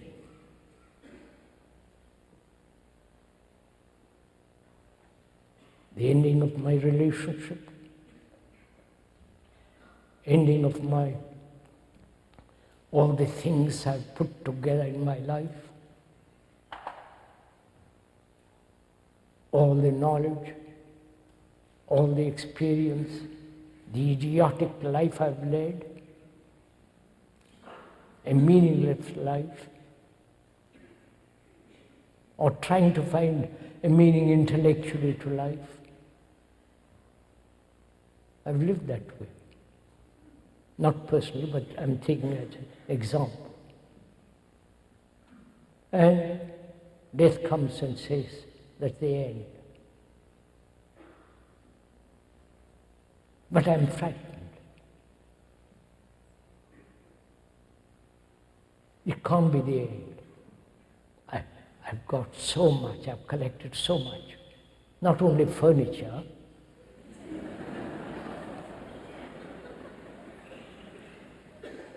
or pictures. When I identify myself with the furniture, or the pictures, or the bank account, I am the bank account. I am the picture. I am the furniture. Right? When you identify with something so completely, you are that. Perhaps you don't like all this. But please kindly listen. So, I have established roots. I've established great many things from me. And so death comes and makes a clean sweep of all that. So I ask myself, is it possible to live with death all the time? Not at the end of 90 years or 100 years. The speaker is 90. Sorry.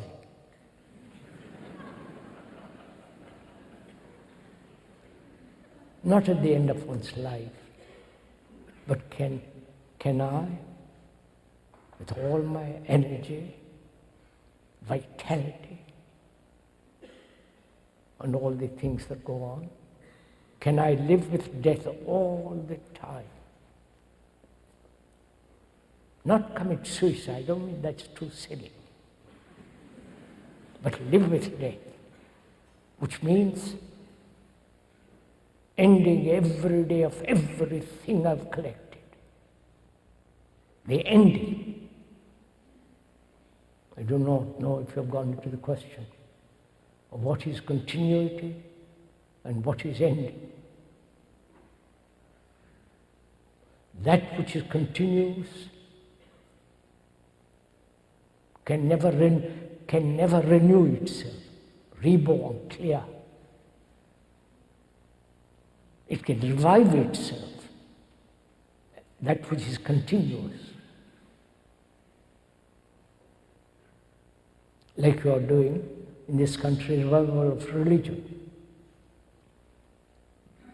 As we said, the word revive means something that has withered, dying, and you revive it. Which is happening in this country, religious revival, they're shouting about it. And I don't know if you have noticed, religions are organized religions, and the gurus and all the rest of them are tremendously rich people. Great property. Look at the religious. There is a temple in the south of India. Every third day, they have $1 million. You understand? God is very profitable.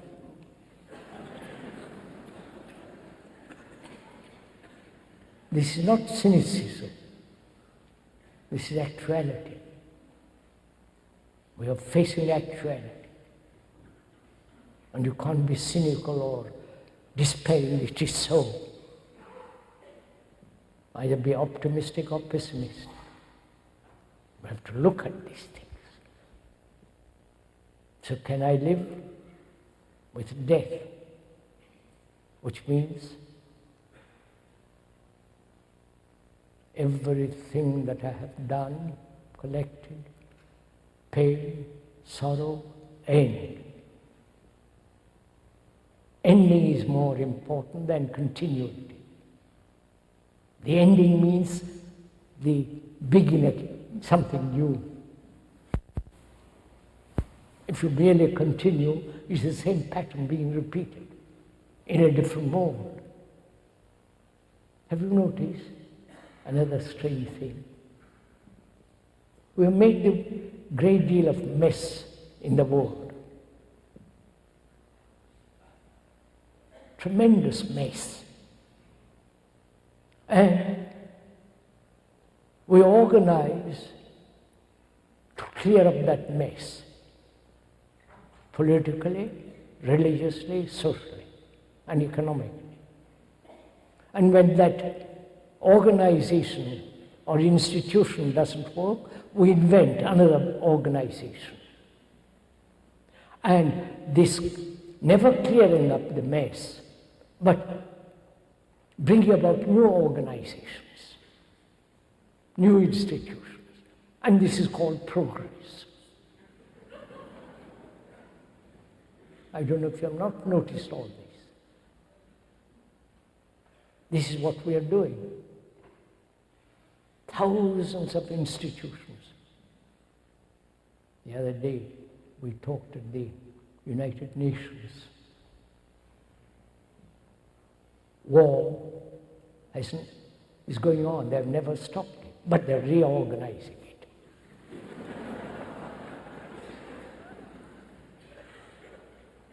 You're also doing the same, exactly the same thing in this country. We never clear up the mess. And we depend on organizations to clear that up. new leaders, new gurus, new priests, new faiths, and all that rubbish that's going on.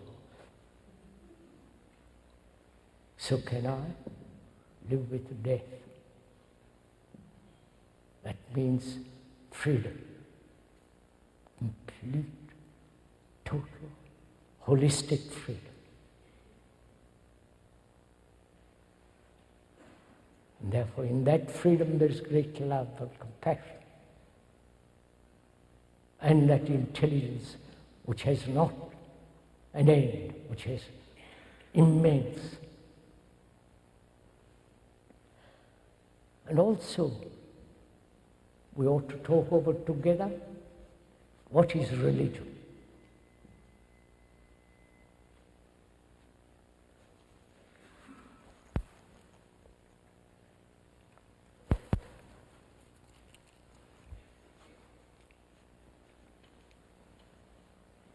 May we go on? You're not too tired? I'm not, the speaker is not trying to convince you of anything. Please believe me. Nothing.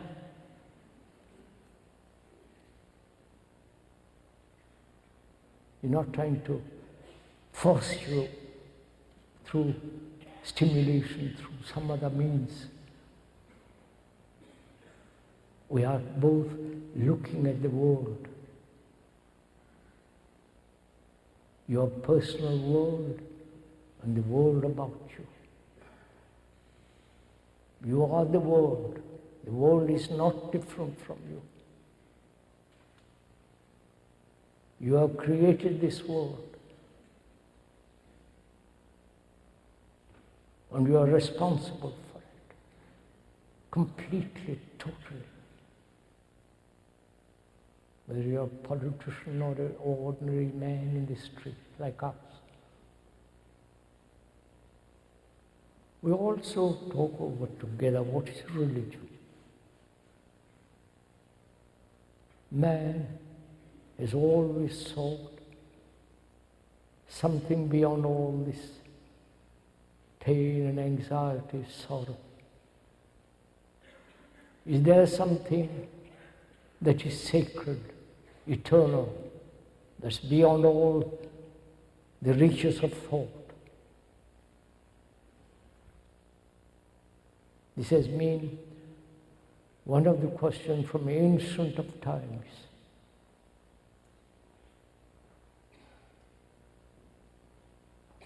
What is sacred? What is that which has no time?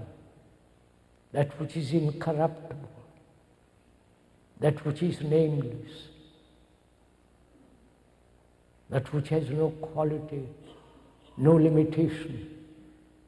The timeless, the eternal. Is there such a thing? Man has asked this thousands and thousands of years ago.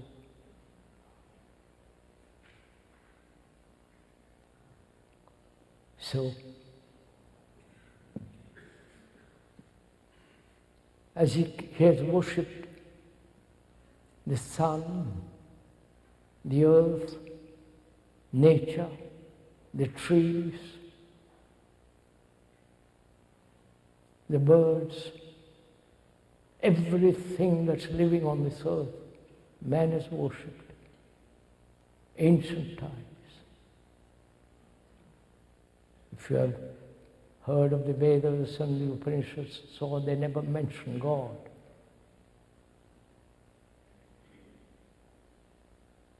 That which supreme, they said, is not manifested, and so on. I won't go into all that. So, are you asking that question too?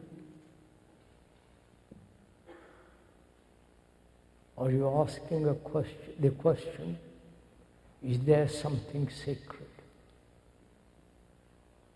Is there something that is not put together by thought, as all religions are organized?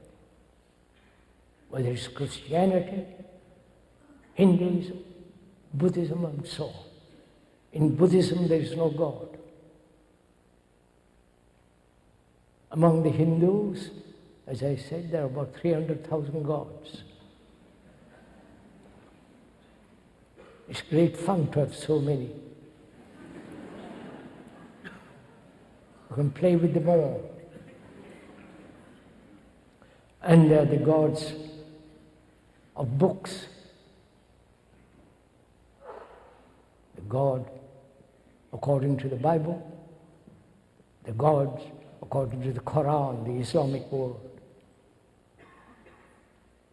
I don't know if you have noticed, when religions are based on books, like the Bible or the Quran, then you have fundamentalists.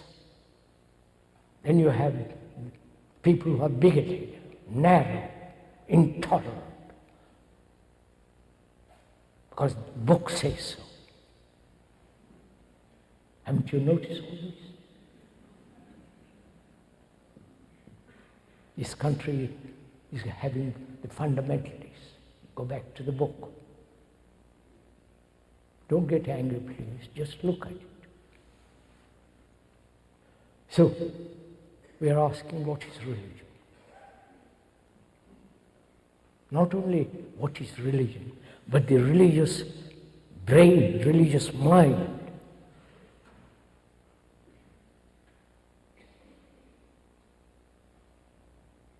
To inquire into that, deeply, not superficially, there must be total freedom.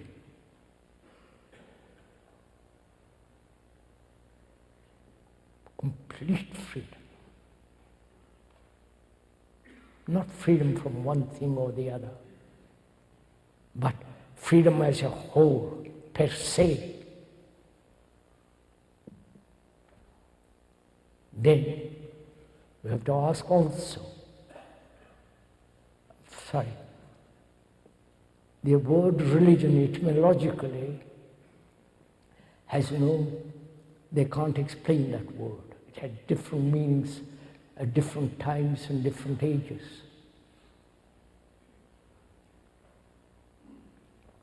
So we are asking, when there is that freedom, is it possible, living in this ugly world, is it possible to be so free from pain, sorrow, anxiety, loneliness, and all the rest of it? Then we have to find out also, what is meditation?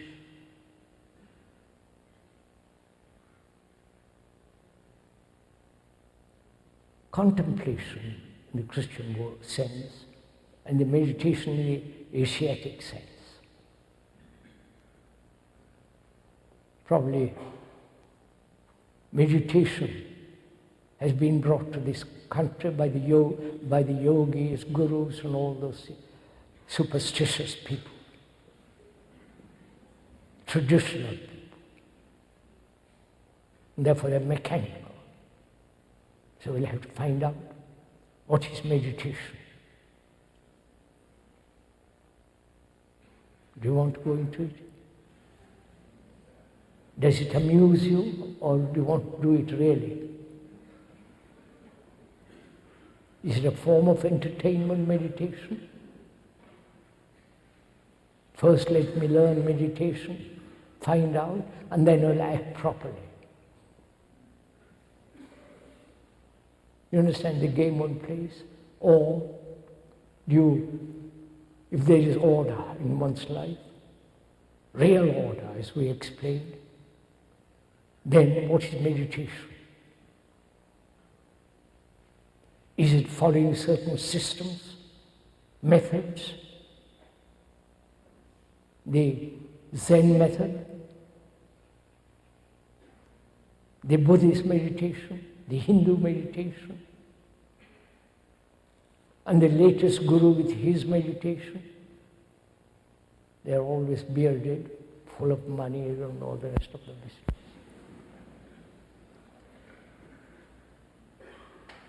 So what is meditation? If it is determined, if it is following a system, a method, practicing day after day, what happens to the human brain? It becomes more and more dull. Haven't you noticed this? When you repeat, it may be a wrong note, but you repeat. Like a pianist, if he repeats by himself and he plays the wrong note, he'll keep on playing the wrong note all the time. So his meditation is something entirely different. It's nothing whatsoever to do with methods, systems, practices. Therefore, it can never be mechanical. It can never be conscious meditation. You understand what I'm saying? Do please understand this. It's like a man consciously wanting money and pursuing money. What's the difference between the two? Consciously, you meditate, wanting to achieve peace, silence, and all that. Therefore, they're both the same. The man who pursues money, success, power, and the man who pursues so-called spiritually. So is there a meditation which is not determined, practiced? There is, but that requires enormous attention. That attention is a flame.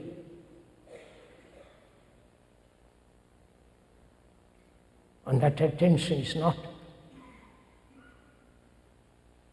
something that you come much later, but attention now to everything, every word, every gesture, every thought. To pay complete attention, not partial. If you are listening partially now, you're not giving complete attention. When you're so completely attentive, there is no self, there is no limitation. And briefly, I must stop. The brain now is full of information cluttered up. There is no space in it.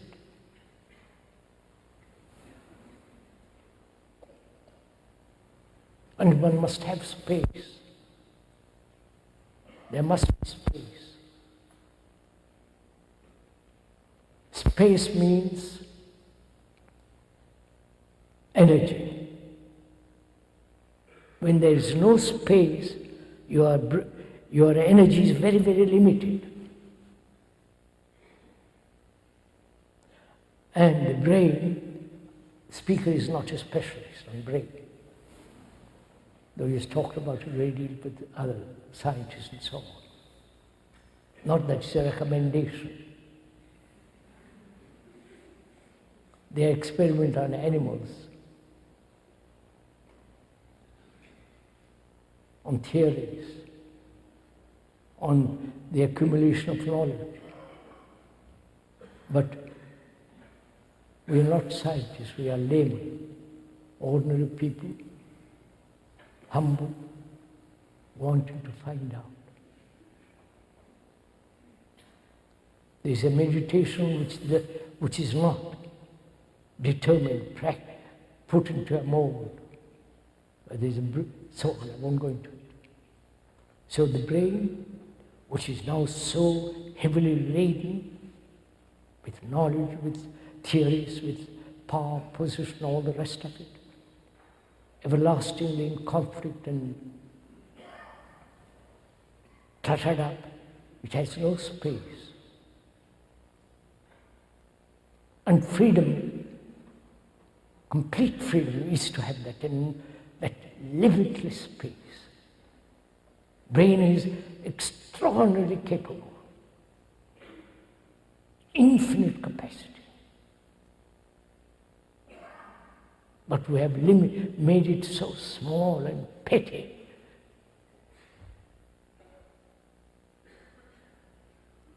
So, when there is that space and emptiness and therefore immense energy, energy is passion, love and compassion and intelligence. Then there is that truth which is most holy, most sacred, that which is man sought from time immemorial. And that truth doesn't lie in any temple, in any mosque, in any church.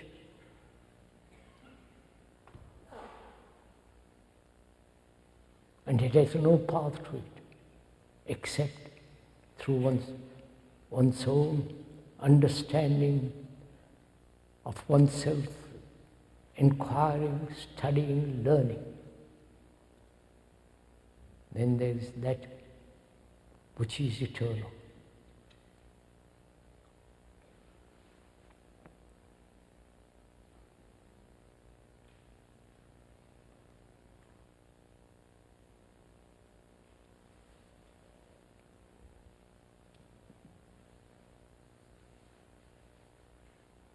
May I get up, or will you get up?